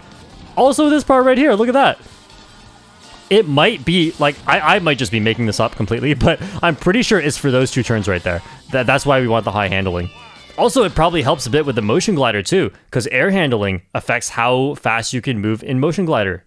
Shroom Ridge by Army. We're seeing the Varmint for the first time. And of course, we've seen Slim Tires a lot. But the Varmint is actually the same thing as the pipe frame, except that it has a smaller hitbox, so you can dodge the walls and the cars a little bit better. Because the pipe frame can be good on open tracks, because you can grab coins more easily. But the... Wow. I was not expecting it to look like that. That was really, really cool. I was busy explaining the Varmint. I'm going to stop explaining the Varmint. Okay, there was some brake drifting there on that really sharp corner. Alright, interesting. So, okay, on 150cc, the grass shortcut on the left was actually better, but on 200cc, this one's better. That must be because that sharp turn that you have to take otherwise is way too tough on 200. I can totally see why that shortcut's better on 200. Because the grass shortcut here is bigger. Like this grass shortcut on the left right here definitely is bigger. It's just that taking the turn over here, like look at how sharp you have to go if you go around this shortcut. Yeah, this saves so much time. Nice. Sky Garden by Jenswal. Wow, Yoshi Teddy Buggy. I don't know if we've seen this since Mario Kart Stadium. So there must be some really important mini turbos to get on this track because speed is so important on 200. Actually, there are sharp turns here too. That's probably part of why. Like, yeah, that's a really sharp turn. And then the final shortcut should be a really sharp turn too. And that's why we need more handling stat. Oh, yes, yes, yes, yes. That is so good.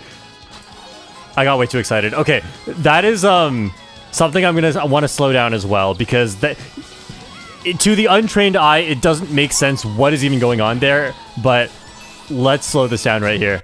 So you've already seen it once. Right here, you see this little thing right here? This thing that we go off of, watch the little air pocket that you get right here. This air pocket is everything.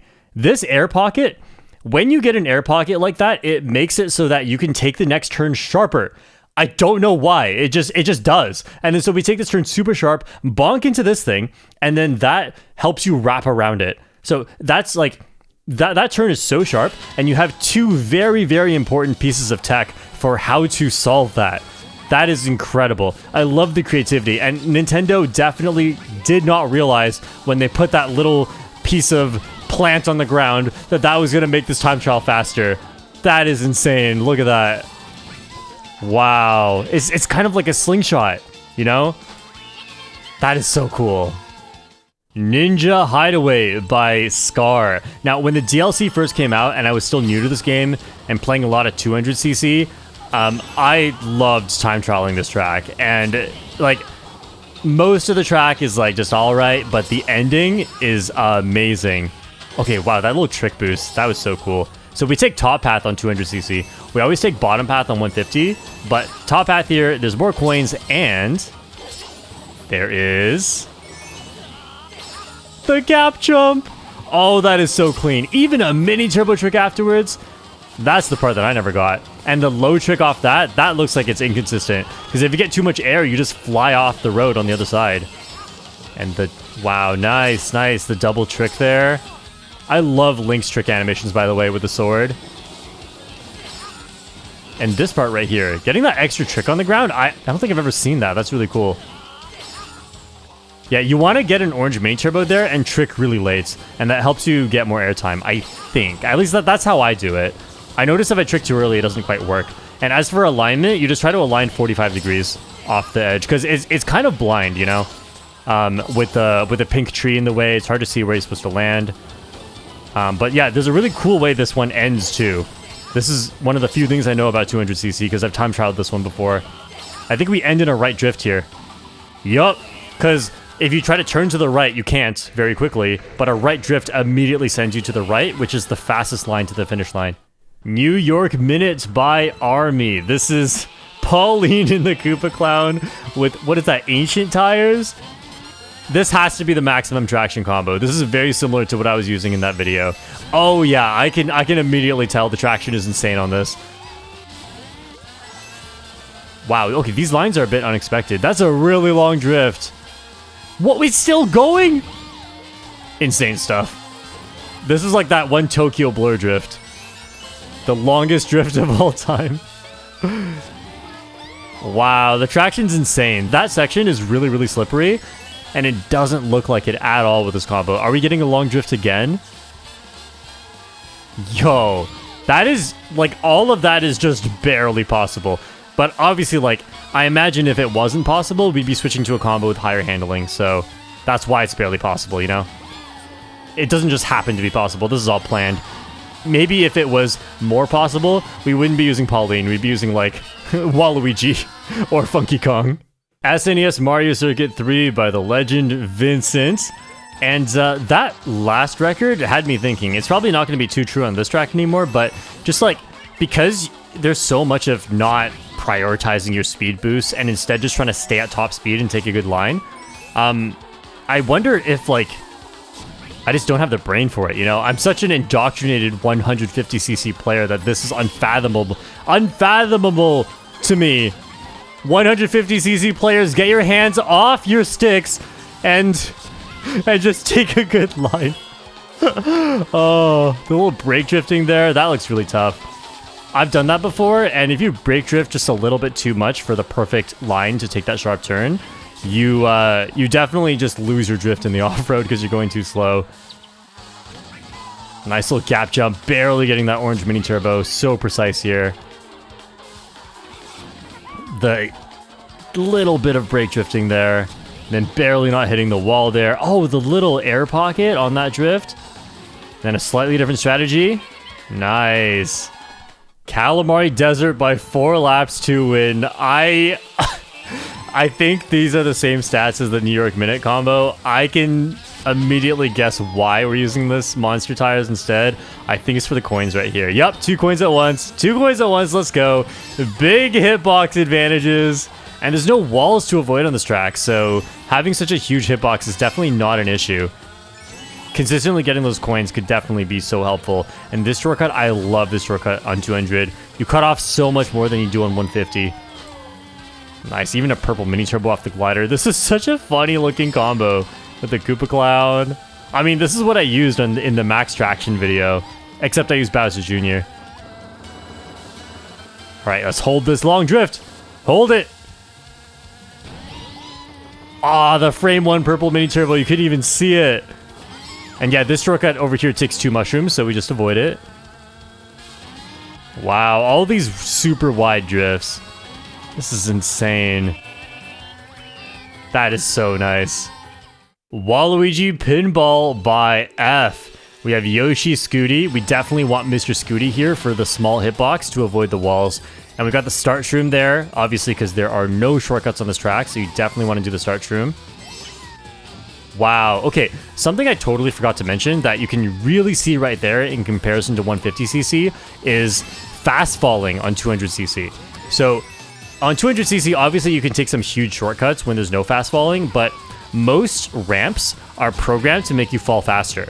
That way you don't go flying to an unreasonable distance and just go off the track. And yeah, so most ramps are like that. However, sometimes you can make that not happen, and that's how some huge shortcuts take place.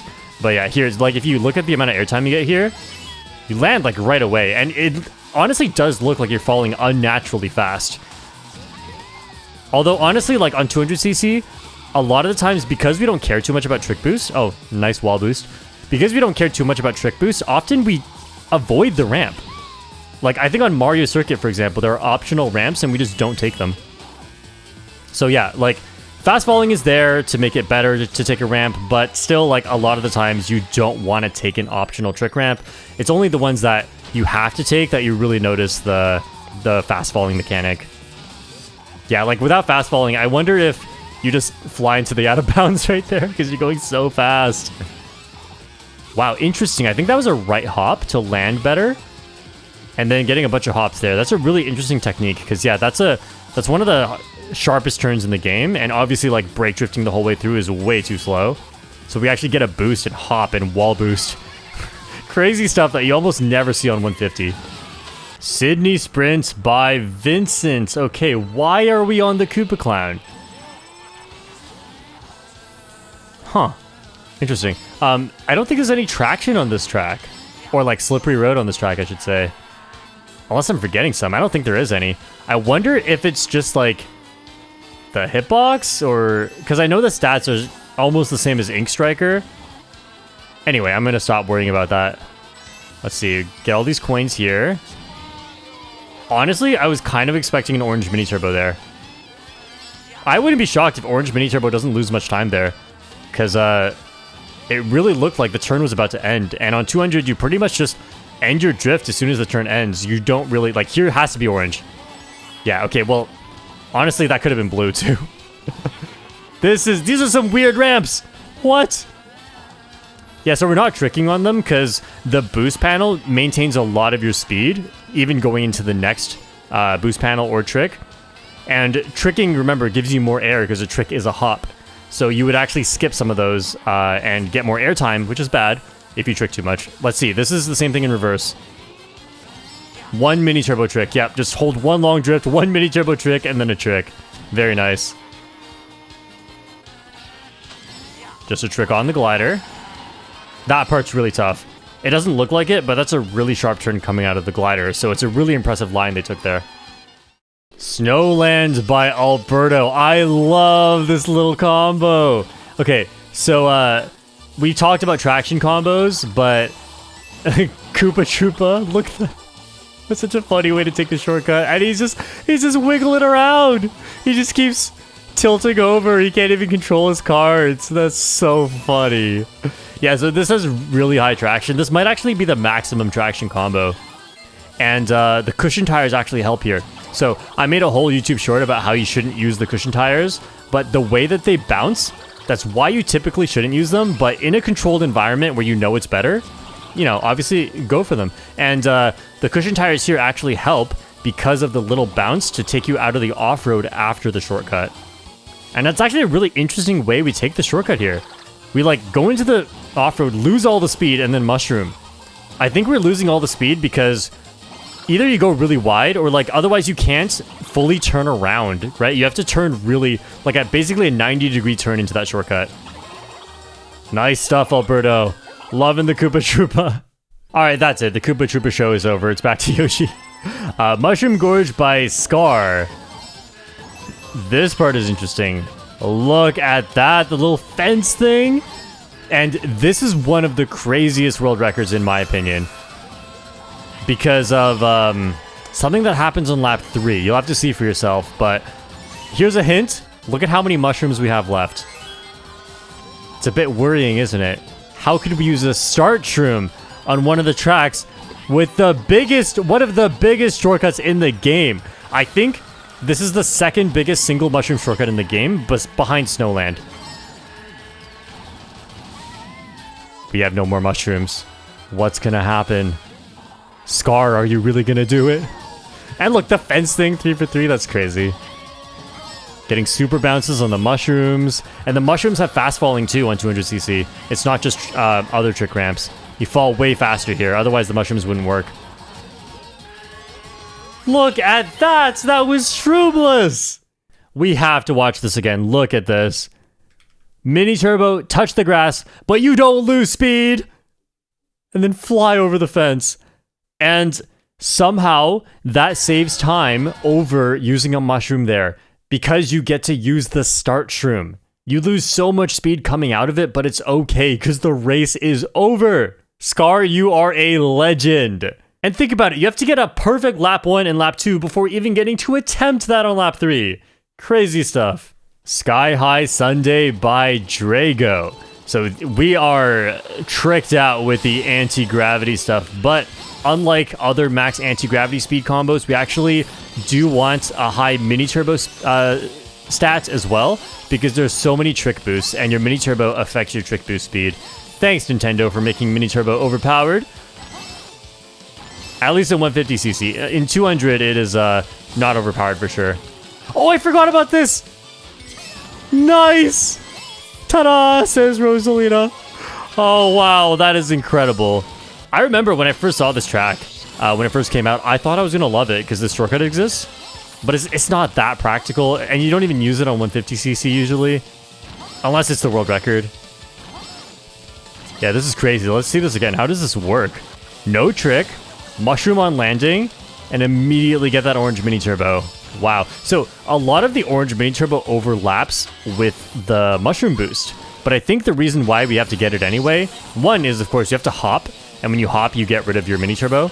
But another reason I think probably is because releasing a mini turbo, especially when you come off of a ramp or surface, is it helps you shoot in that direction. Yeah, I do think that is one of the reasons, because the mushroom was definitely sending her to the right, but then the mini turbo fixed that direction real quick. London Loop by Messi. Yes, the soccer football player Messi. Okay, so this one is another one that's affected by the Excel bug. Wow! Okay, we're gonna see more of that. I remember that happens in, I think it's Peach Gardens. Yeah, again. Wow, okay. So this is something you can do with inward drift that you should not do with outward drift. It's you can cancel a drift after it's begun, even without getting a mini turbo.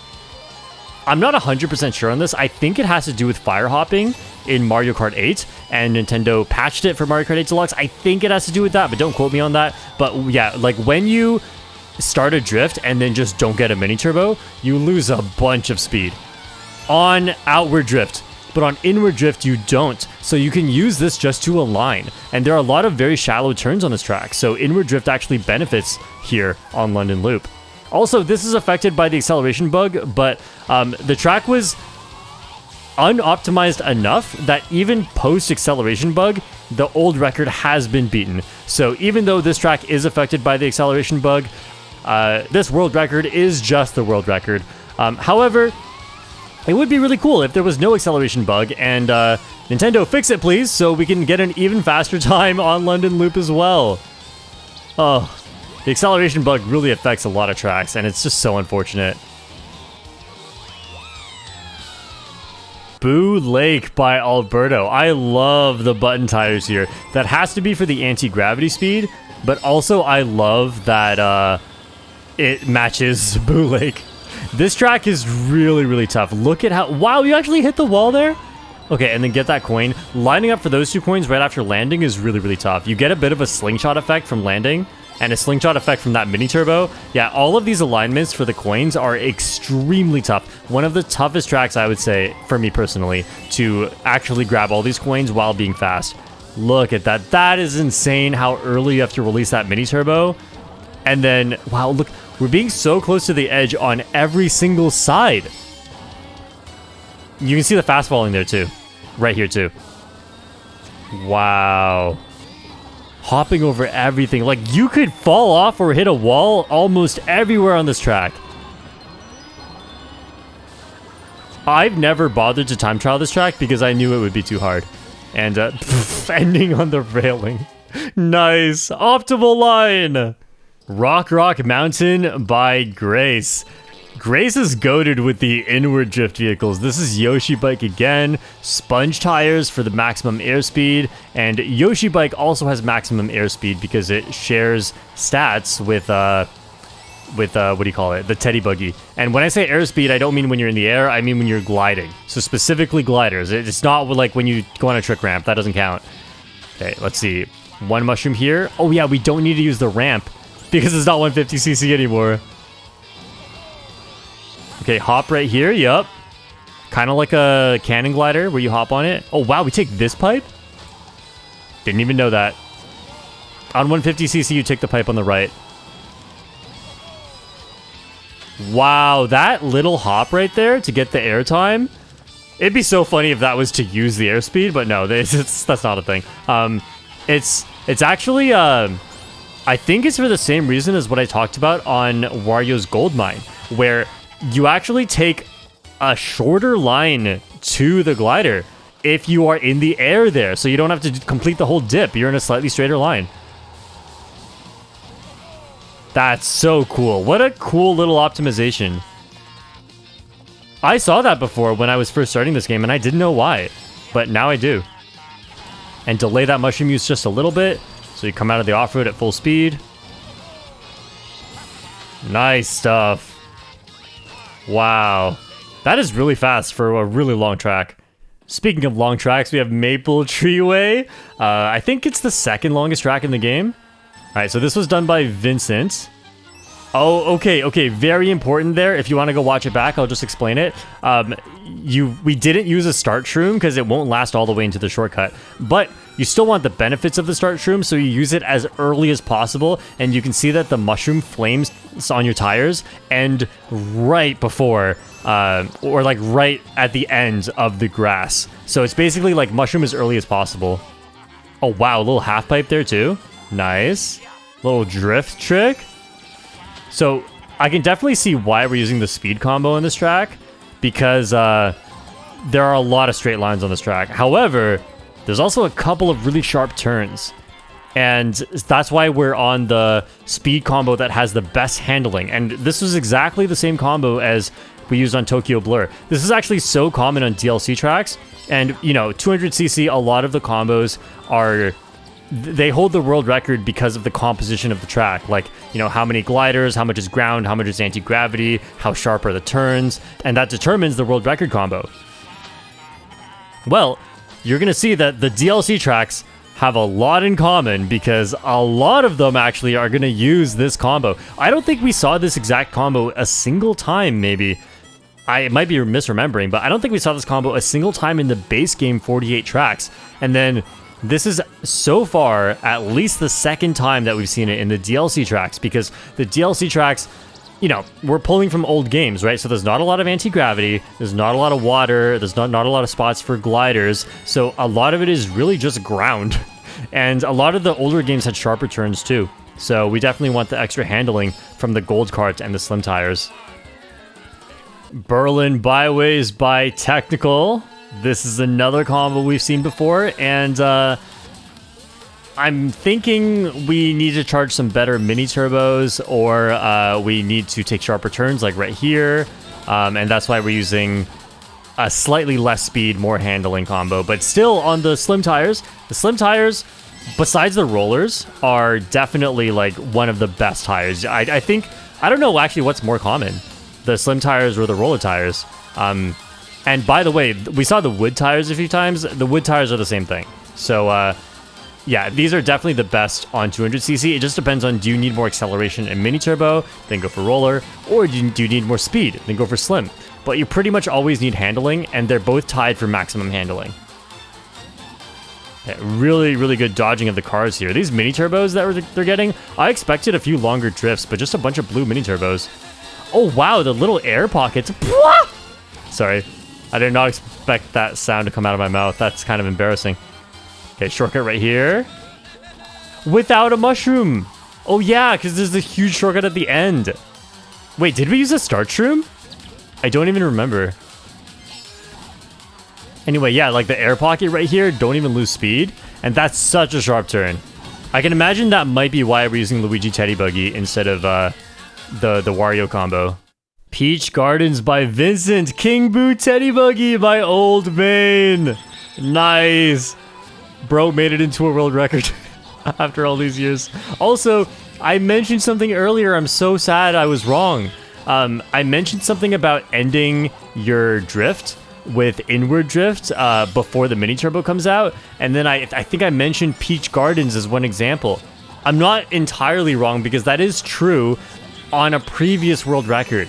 There was a time where Peach Gardens, the world record, was actually tied between inward drift and outward drift, and you know, with so many slight turns, you can kind of see why. Especially, like, look at this section right here. Right here, you can barely get these mini turbos. It almost doesn't even make sense. And on inward drift, you just end your drift over and over and just take that section with a really good line.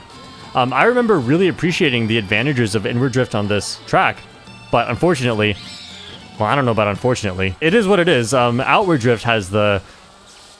I mean, we get King Boo Teddy now. I'm happy with this. I'm totally good with this. Nice little mini turbo trick. You can see the fast falling there on the first ramp. But for some reason, there was no fast falling on the second ramp. I'm not sure why. And the replay doesn't show the plant chomping at you. Pretty sure the plants cannot get you on 200cc, as long as you're going at full speed. Okay, yeah, just one mushroom on each lap here. Very simple looking record. Just a blue mini turbo. Mary Mountain by Alberto. I don't think I've ever seen this one before. Around the time that this track came out, I wasn't watching the World Record channel too much. I definitely saw it for Peach Gardens, obviously, because that was crazy, that inward and outward tied. I think that's the only time they've ever tied on a track. I don't know. I might be wrong. It's just the only one I remember. Okay, no trick off of that to get better alignment here. I think that slight air pocket, similar to what I said earlier, that slight air pocket probably saves time because you're going in a straighter line towards your destination than you would be if you were going down the mountain. Very interesting stuff. Like, in real life, I don't think that matters because... I don't know why I'm talking about real life, but in real life, I don't think that matters because your speed would just be faster going down the mountain because gravity would be helping you. But In Mario Kart, that's not a thing. Like, you go down a mountain at the same speed you go up a mountain. So, if you're driving in real life, stay on the ground. Don't fly into the air. I don't think that's any faster at all. You just lose speed for being in the air. Because your tires cannot accelerate you while you're in the air. Physics! In Mario Kart! Yeah, that has to save time. That's so cool. Wow, taking the glider. Wait, do we do a Genswa? Nice! Oh, wow! I didn't realize that. 3DS Rainbow Road by Technical. And this, if you've been watching from the beginning, you are finally being rewarded for paying attention. Or just for listening to what I said. This is where the other fun fact is. This track has only ever had a world record set by Technical. You absolute madman. Had the world record since the track came out and just never lost it. And remember, this is a DLC track, which means everyone was already good when the track came out. And, you know, it was a fight. It was a fight at the start. And Technical just won. And is still winning. Look at this. This is somehow faster. I don't know why. Wow, we're just staying in the air. Just get one trick. Such a goofy looking combo too. I like how the Crimson Slim tires match Dry Bowser's red, what do you call that, mohawk? The little bit of hair. Oh wow, the wiggle drifting there? Okay, we rarely see wiggle drifting, but during that whole section in the air, there was wiggle drifting. And I think the wiggle drifting, we can do it there, whereas we normally don't do it, because you're in a speed boost from the boost rings. If you were not constantly being forced to be at top speed, I think that would lose a lot of time, those wiggle drifts. Amsterdam Drift by Technical. Another callback to earlier in this video. Alberto set Cheep Beach. Oh, by the way, great start, Shroom, into the shortcut, nice. So Alberto set the Cheep Beach record after I told him I was going to make this video and asked for, you know, all the stuff. Like, can you tell me all the things? Nice gap jump, no hop even, and no speed loss out of it. Oh, I wish that was practical on 150, but it's not. And this track would be so much more fun on 150 if it was. Okay, anyway, Technical also set this record after I told him that I was making this video. They both told me to wait. And they got the record. So now your records have been immortalized. You're welcome, guys. Oh, wow, interesting. Going bottom path there and then missing the coin at the top path. Wait, are we not? Oh, okay. Must be saving this mushroom for the shortcut as you come out of the water. Because, yeah, that's definitely a shroom spot on 150. Maybe it's because of the start shroom? Oh, wow. Okay, we lose some speed in the grass first to prolong the mushroom to the later section. That was really unexpected. Nice record. Riverside Park by Mirai. I don't know how you pronounce that. Okay, let's take a look. I've seen that before. I wasn't sure what to expect. I forgot what it looks like, but that looks so goofy. Like, how is that faster? Wow. Okay, and then obviously the mushroom and the big mushroom shortcut. Hold up, where are we getting coins? We're only at 6 coins. Wow. Wow. Okay, it was way better on lap 2. I think it's because of the orange mini turbo getting a bit of a boost into the off-road and then chaining that boost with the blue mini turbo. And you see the way that we almost hit the grass. You see the way that entering that big shortcut, we have to lose some speed. Otherwise, we're not even facing the right way yet because it's such a sharp turn. That is so incredible. Like 2 hops out of the off-road. It's probably a lot harder than it looks. We're really just going to be at 8 coins this whole time. Wow. Yeah, like, actually, it's something I forgot to mention. It's probably happened a lot already. 200cc has a lot of times where you don't get to 10 coins because taking a bad line just isn't worth it. DK Summit by this Japanese player. Yuchi. And also, shoutouts to Rod Artat120 for having a day 1 world record on this track, but couldn't celebrate too much because his parents were sleeping. Iconic. Okay, so we are on a traction combo again. No mini turbo into that. Interesting. Okay, so we go for the coin strategy at the start. Make sure we get coins. A little drift trick. What's going on here? Wow. Okay, so I was... No mini turbo.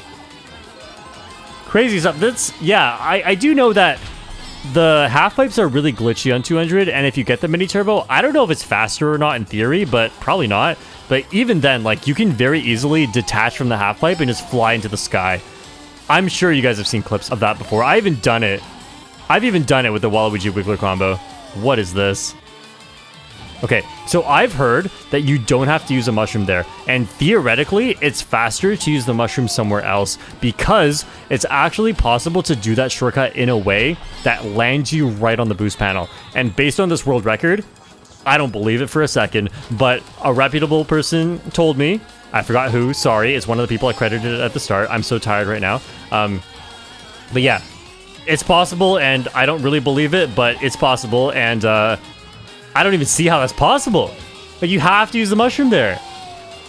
Anyway, this is one of the hardest time trials in the game with how bumpy the track is and that shortcut. So really impressive stuff. Yoshi's Island by Bruh. Yoshi with the record on Yoshi's own island. I love the red Yoshi matching with the red rollers. Looks really clean. And we got the Koopa Clown. I don't think it has a water speed bonus, I'm not sure, but it definitely has the traction bonus, and almost everywhere, pretty much everywhere except this cloud section here, plus the red bridge at the end, are slippery road. You wouldn't be able to tell just by looking at it, but it's pretty much all slippery road, and so the traction bonus really, really helps, especially on 200cc, where you do not want to be taking bad lines or losing your top speed for a second. Yeah, drifting into there, getting an orange mini turbo, chaining it into blue. That's something we rarely see on 200cc. I pointed it out so much on the 150cc records, but chaining mini turbos, like getting one and then getting another one without a gap in between, is so important on 150 because 150 is all about managing your speed boosts, but 200 is all about managing your lines. So it's so rare that we actually get that opportunity to do a perfect chain. And also, the ending cloud that you have to hit in order to open the red bridge, apparently, sometimes it's impossible to hit the cloud, depending on where it's located. And so, luckily, like, the time trial record can hit it all 3 times, but, like, depending on your pace, if you mess up, if you're playing online, you get hit, sometimes it's just not possible. Thanks, Nintendo! Bangkok Rush by Army. Usually I sit forward in my chair because I'm really focused, but now I'm sitting back because this has actually all been one sitting that I've been doing this, and I plan to complete this in one sitting. I completed the 150cc's all in one day, but not in one sitting because that was like, what, 3 hours was the final video? It took me like 4 to 5 hours to record it. Yeah, 200cc's way faster. I'm grateful for that. So I can complete it in one sitting without losing my voice, but oh, I need to stretch at some point. I need to sit back and not destroy my back. Oh, I'm getting old. Not really. Just in this moment, I feel kind of old because of my back. Oh, nice shortcut. Oh, wow.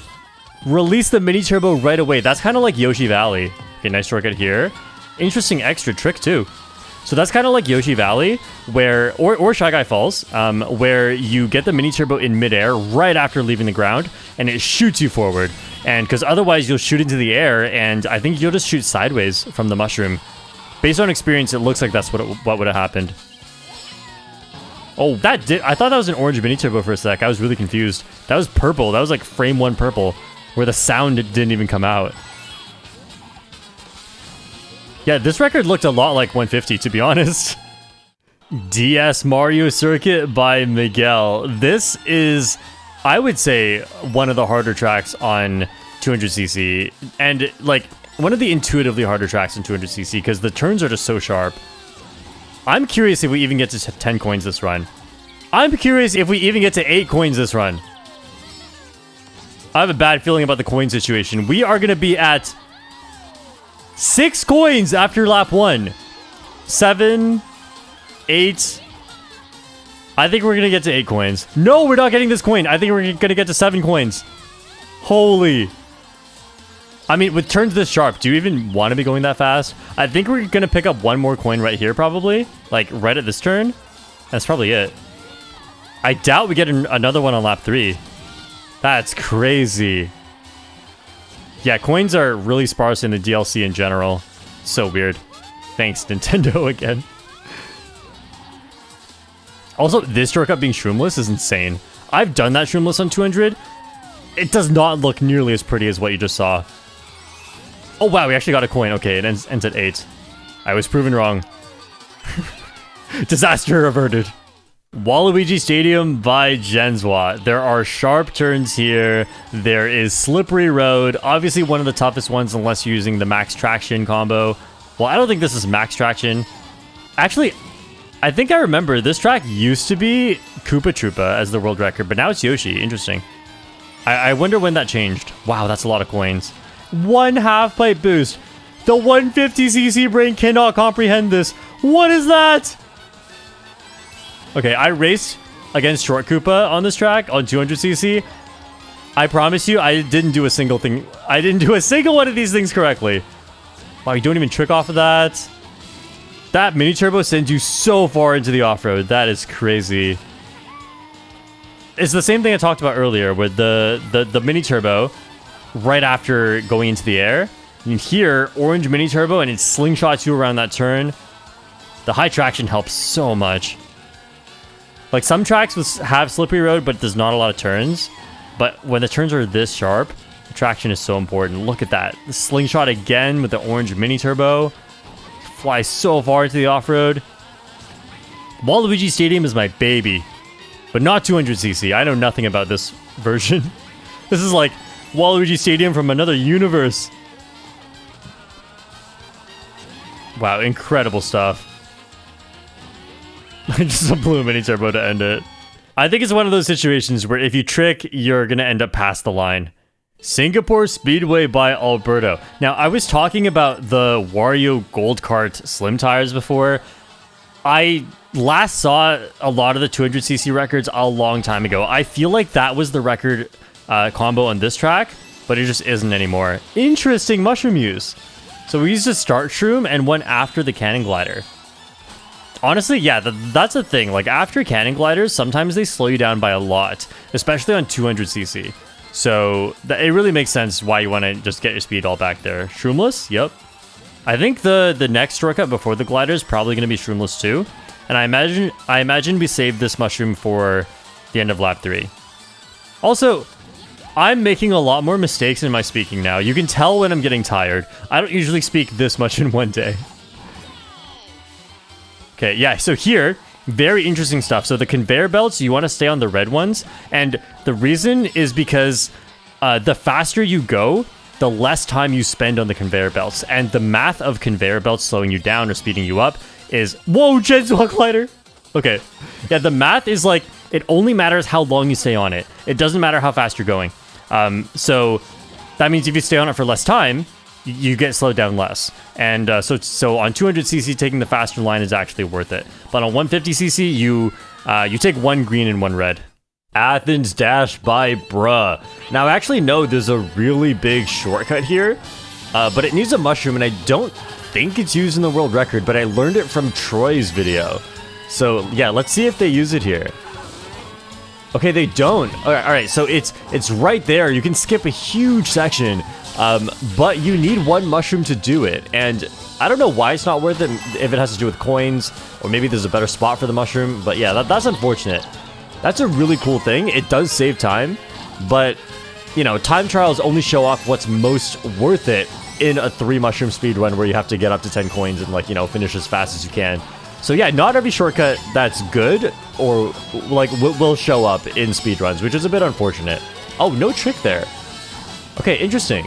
I know on 150cc you get like a really low trick there, and it looks like they maybe went for it, but just didn't get it. Interesting. I wonder if that's even possible. Well, that's a super wide and precise drift. Nice. Go over the grass entirely. Wow, and just ended the drift there with no mini turbo.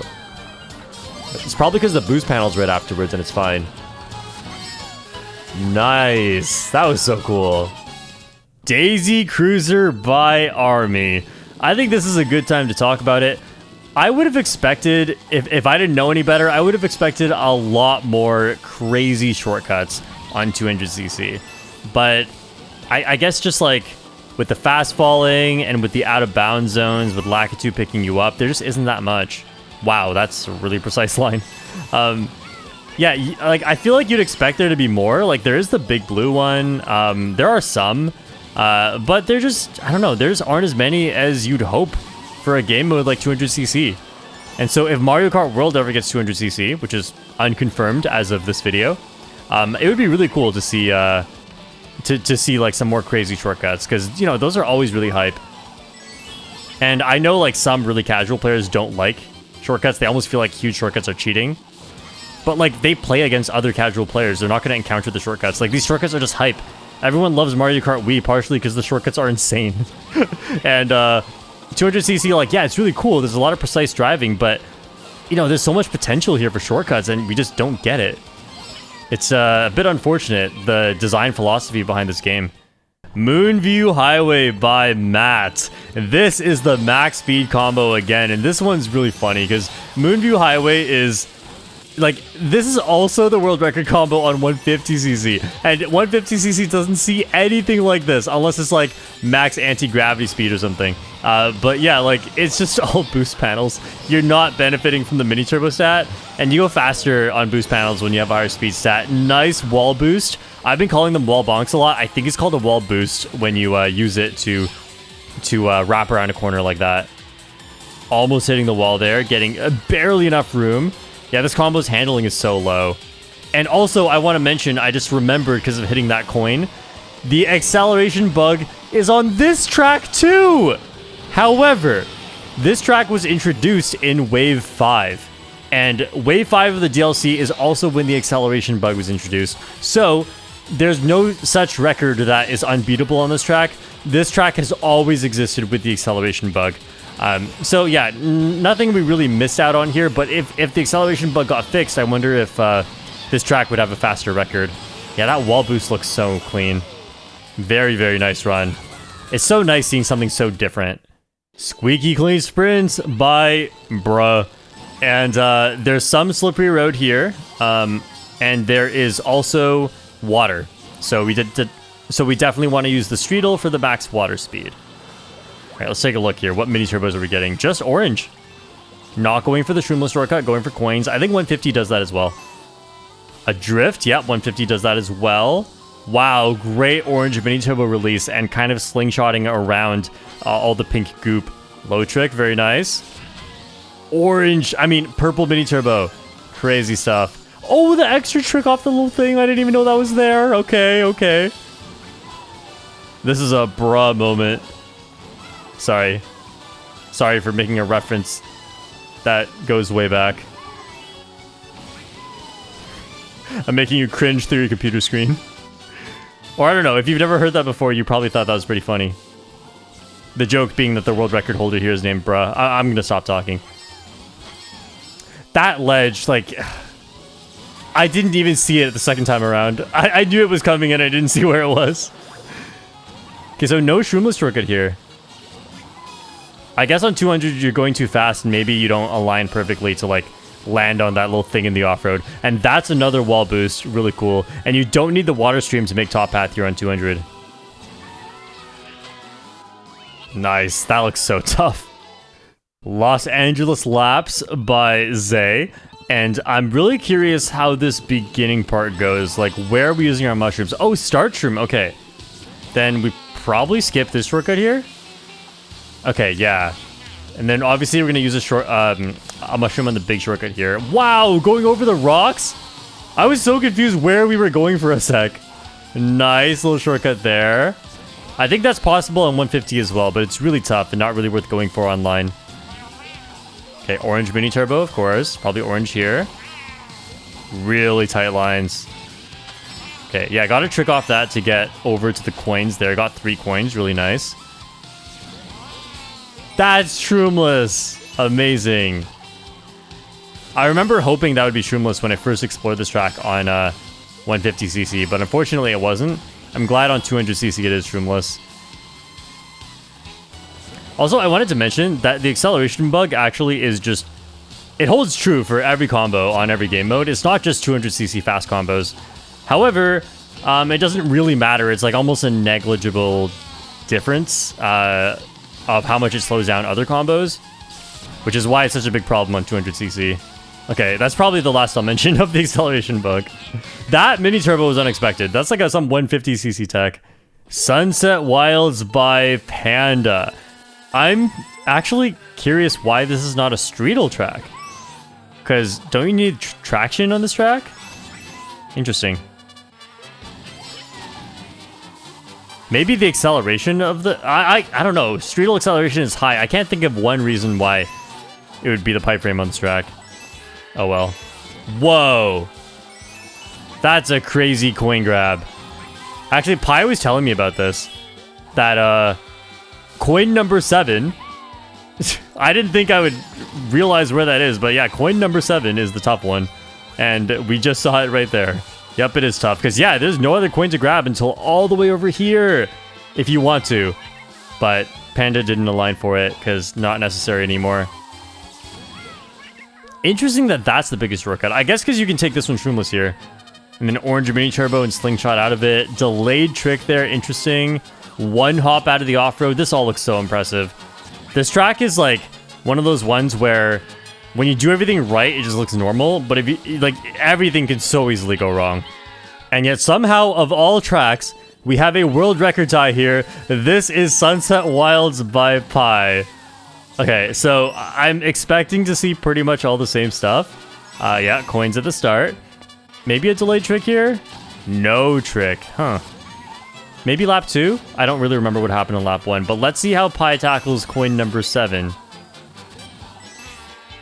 Same way, very nice. You have to get a very specific drift, and you can easily fly too far there. Somehow this is a world record tie? No trick. It's so interesting when a world record tie has 2 different strategies. And I don't know what is the advantage or disadvantage of that trick there. And like, you know, I'm not comparing ghosts. I don't know where they gain and save time compared to each other. Maybe the trick is good. I think Panda's record is more recent. So maybe the trick saves, but Pi did something else better. It's possible. I'm just speculating at this point. Who knows? I don't have the eye for 200cc. I don't know what's faster and what's not faster. I'm just seeing all this stuff and being like, okay, that's what you do, huh? Interesting. I'll memorize that. Except I won't. Koopa Cape by Genswa. Wow, the Yoshi Bitty Buggy. This was all over the place in 150cc, but so uncommon on 200. And speaking of common on one and not the other, Genswa, you legend on 200cc. I didn't know you held this many world records. But yeah, like, wow, that's a lot of really clean shortcuts. Can't wait to see that again on lap 2. But yeah, so like a lot of names that we saw so much on 150cc, we didn't see too many of them on 200cc again. Obviously, like, you know, Army, Vincent, Alberto. I'm sure I'm missing some. But yeah, like Genswa has a much bigger share of the 200cc records than on 150, which is really cool to see. Because Genswa, obviously, with the Genswa glider namesake, is a legend. Just jumped over the entire grass. Incredible. That was different from how it was done on lap 1. I think lap 1, you're trying to align for coins, so you don't do it the same way. Okay, let me actually focus on the shortcuts here. Actually, let me tell you about this right here. Right here. That drift on that ramp was discovered by Rod, RTAT120. You legend as well. Okay, anyway, this shroomless shortcut's really tough. And then hop over the entire grass. This track looks way more fun on 200cc than 150. This is the type of stuff I was hoping to see on almost every track, but it just wasn't true. A lot of the tracks are pretty normal, but this is one of those tracks that gets a huge glow up on 200. Vancouver Velocity by Vincent. Love to see King Boo again. We got the traction combo to help with the rainy road on Vancouver, because that's the only defining feature about Canada, is that we have cold weather and rain. I mean, it's kind of true, honestly. I can't think of one defining feature besides that. Never mind. I take it all back, Nintendo. That was not sarcastic. That was serious. Good job. You did a good job capturing the essence of Canada. Oh yeah, so that shortcut, I feel like the shortcut alone doesn't save much time, but the mushroom there really helps, because when you come out of the shortcut, you get all your traction back thanks to the mushroom. Otherwise, you'd be turning on the slippery road, and that really is bad. What? We are skipping the biggest shortcut on the track? Somehow this has surprised me the most out of anything I've seen in this video. That is the #1 biggest shortcut on the track. Why are we skipping it on 200cc? Where are we using the mushroom? Here? Oh, you know what? That sort of makes sense though. Because on 150, you can't take that with one mushroom. It's too big. But on 200, you can. So it actually saves a lot more time. Huh. That's so weird. Once again, the 150cc brain cannot comprehend this. Rome Avanti by Alberto. Now, we're seeing a lot of pipe frame. Honestly, I was expecting to see more gold Kart and slim. I didn't just make that up, right? Like, someone in the comments let me know if I'm not just making that up. Like, there used to be a lot more records held on that combo. But I know what happens a lot on 200cc is because the tracks are so specific to the combo. It's not like just Yoshi Bitty Buggy's the best all the time. Nice little wall boost and Shroom shortcut. So it's very common that the combo changes on a track. And so I guess a lot of them have just changed. I wonder if it...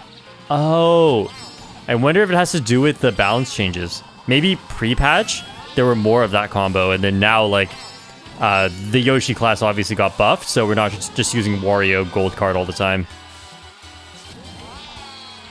Okay, so we used a lot of mushrooms early, and then took that final shortcut shroomless. I can see why we only need 2 mushrooms on this track, besides the start shroom, because the final shortcut can be done shroomless on 200 really easily, and so we're just mushrooming through this part.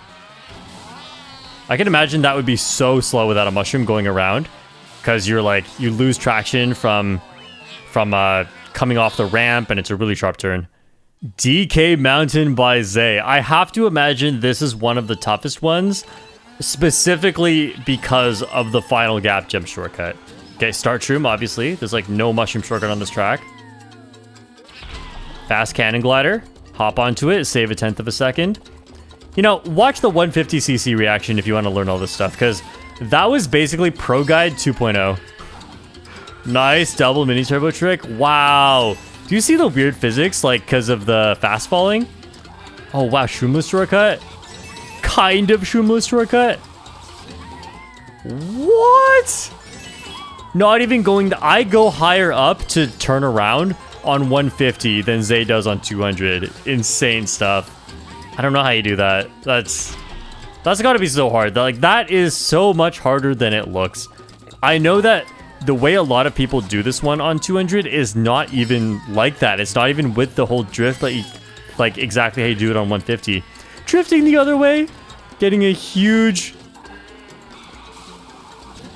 This is insane. Look at how slow we get. That's like less... That's like 50cc what we're going there. Yeah, that's one interesting thing about 200cc. I think the base speed required to start a drift, I think it's the same as 150cc.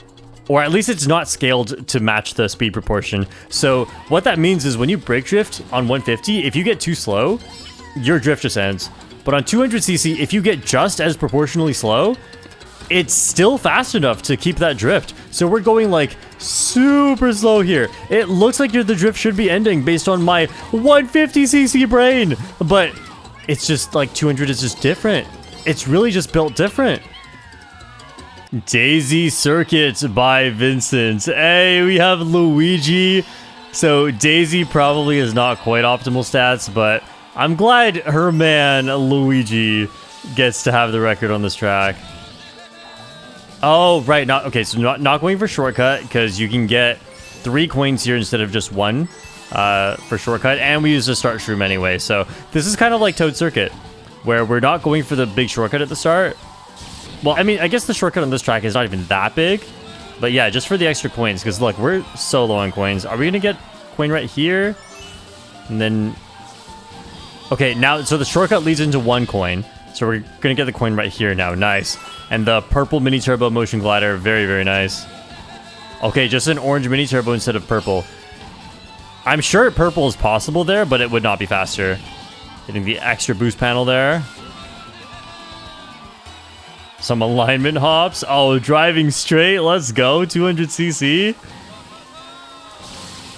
That's such an early mushroom use. You just don't want to stack with the boost panel. Otherwise, it's a little suboptimal. I'm surprised we go for that boost panel right there. Like, you barely have enough room, but I would just try to take a really tight line. Piranha Plant Cove by Bruh. And this is a really tough track on 150. I only imagine it gets more difficult on 200. Wow, was that a delayed trick? Interesting. Hit the thing for more air. Nice. I think this fast falling activated there too, so... Wow, the delayed trick. Okay, so I didn't mention too much about delayed tricks because it's so rare, but it's when you hop right after a trick. Okay, wait. How do you do this? Shroomless! Hit the... What? Hit the ground 3 times there. And then blue mini turbo so you get right back to full speed. Drive in a straight line. Let's go, 200cc. Drift off of that? Okay. Nice. Not tricking into the water, because otherwise the water gives you a much weaker trick boost. You can go over that part on 200. Wow, mushroom there. Purple mini turbo. Bruh, your purple mini turbo was not over yet. Why'd you mushroom? Is that really optimal? It looks weird, but I can't think of anything better, so it probably was best. Wow, you float so far. Charge that in the air. Okay, I thought this was going to be harder than 150. This is insane. Blue mini turbo. Blue mini turbo. Okay, I never got to finish that thought. I'm going to feel bad, so it's going to bother me. So a delayed trick, in case you didn't know, I mentioned it in the 150 video, is, so watch right here. When we get this trick, and then right here, we're about to land. However, Yoshi is still in the trick animation. And the rule with trick boosts is you have to be on the ground and not be in a trick animation for the trick boost to come out. So Yoshi does not meet those requirements. And then right afterwards, hops again. See how there's no boost coming out? And then now gets the trick boost on the second landing. I found this was actually important in several areas, including the beginning of Dragon Driftway. It's also important on Wild Woods 150cc. I think it was used again later in this run. In that case, I don't really know why that's faster, but maybe it's to like chain trick boost into trick boost right afterwards. But yeah, then this part's insane. I don't know, we're just watching the whole thing again. Let's stop. Madrid Drive by Alberto. Love the matching Kamek with the Azure rollers. Yes, it's late. It's been a while. This is what my commentary has come to. Oh, that's a really tight line. Wow. Purple mini turbo. Okay, well, you know, we're coming to an end. We're on the Wave 6 tracks. That's Shroomless. Nice. Yeah, so a lot of the mushroom shortcuts on 150 become Shroomless shortcuts on 200. And yeah, a lot of like the multiple drifts on 150, that would be a right drift, left drift. But instead, it's just a crazy, perfectly aligned left drift. And that purple mini turbo becomes an orange mini turbo, even though you could charge a purple because, you know, just 200cc things. Let me know in the comments, what's your favorite shortcut that you saw? Or what's your favorite difference between 150 and 200 that you noticed? Obviously, like, one of my favorite differences is that there are so many different combos. And I guess another one of my favorite differences is that 150, I feel like, at least for me now, I'm so used to it that a lot of it feels kind of the same, you know? Like, the priority that we go for is always maximizing the number of boosts. Like, how long do you stay in a speed boost? And, like, I love that. Don't get me wrong, but 200 has a lot of really cool, unintuitive, creative, interesting things that you do to make sure you take the best line. Like, I was in the middle of talking, so I didn't even mention this one, but look at this part. We're gonna slow this down right here. So this shortcut, let me just explain kind of what's going on here to preface this, because I think this is important. The way that Kamek is facing here, we're trying to turn left, even with a bit of motion glider probably, but it's not enough. And I mentioned this earlier with like the Twisted Mansion glider, where the problem with gliders on 200cc is it sends you forward, right? If we were coming from the ground, we could just left hop all we want and then take this one while drifting while facing left. However, here, if you try to drift, you're not going to go this way. You're going to go kind of this way, which is not good. Even if you get a mini turbo, not worth it. Best line is better. So watch what they do here. It's so interesting.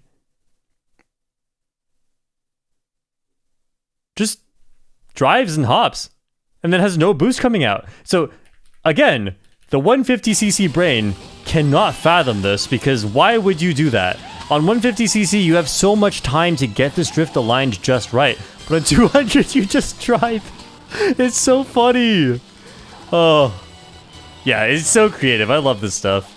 And I think it's one of those things where if it was just me, if I was the only Mario Kart 8 Deluxe player doing 200cc records, I don't think I ever would have thought of that. I think I would have just drifted, and someone smarter than me would have to come along and tell me that, you know, you do that. Oh, that's crazy. That's a crazy way to enter the water. You get the coins down here, get the trick boost. Yeah, the bottom path is faster. You can charge a mini turbo into it, and then you get the coins and the trick boost. I assume on lap 2, we're probably still going to go bottom path for the trick boost. And by the way, this is Rosalina's Ice World by Alberto. Forgot to say that at the start.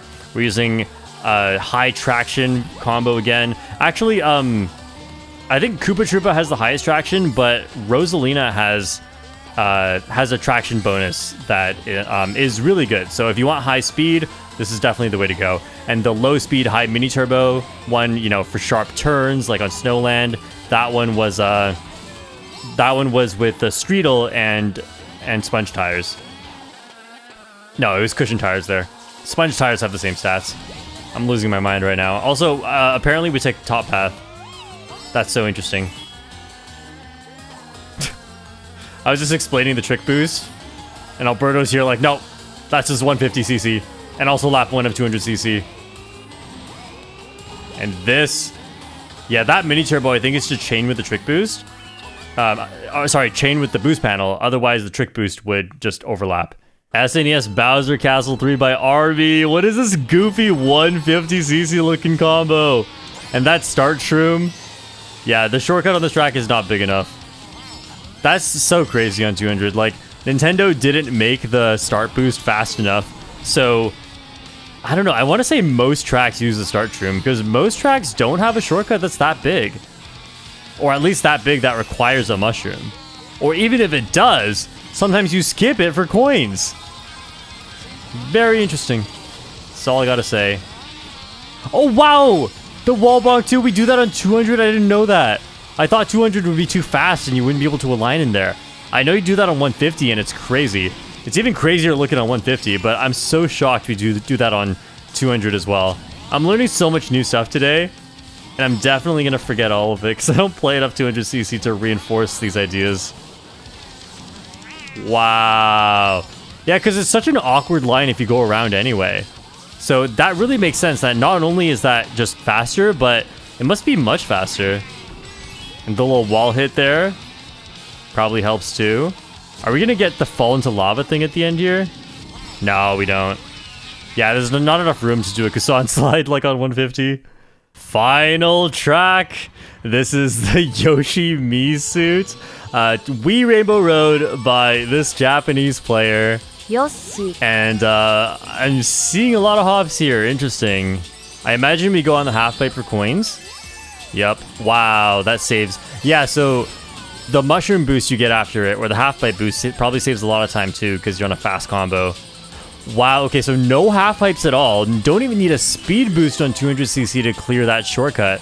And you drift over it. That makes a lot of sense. Even if you had to hop, the alignment coming out of it must be so bad, because it's kind of like the glider dilemma again. Okay, drifting off this, interesting. That's probably a similar thing, right? You, it would be too much effort to change your direction by tricking and then drifting left. Great lines here. Yeah, anytime a trick can slightly mess up your line, it's pretty much just bad idea. If you ever trick into brake drift, that's a really important cue. If you ever play 200cc and you do a trick and you realize you're brake drifting right afterwards, always just drift. I should have said this much earlier into the video. Then you could actually watch for it, but whatever, you get to watch for it here. Last chance. You know what? If you're curious, just go rewatch this video. Rewatch the whole video, and then if you're curious about all the 150cc references I made, about all the differences, go watch the 150cc world record reaction as well. This one was much more of a reaction. I did try to keep it educational as well, but the 150cc one, it's way longer, and it's also just basically the pro guide again because I talked about so much stuff. There was so much to teach in that one because I actually knew what was going on, but here I don't. I sometimes do, but I really don't. What? That's a trick. Oh, because we don't need the good mini turbo anymore.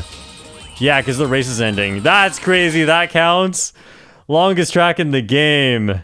Alright, so that was all the 200cc records. It was so fun. I hope 200cc comes back to Mario Kart World because the tracks are really big in that game.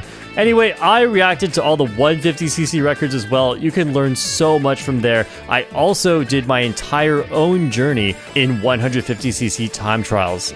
Please check those out, and I'll see you in the next video.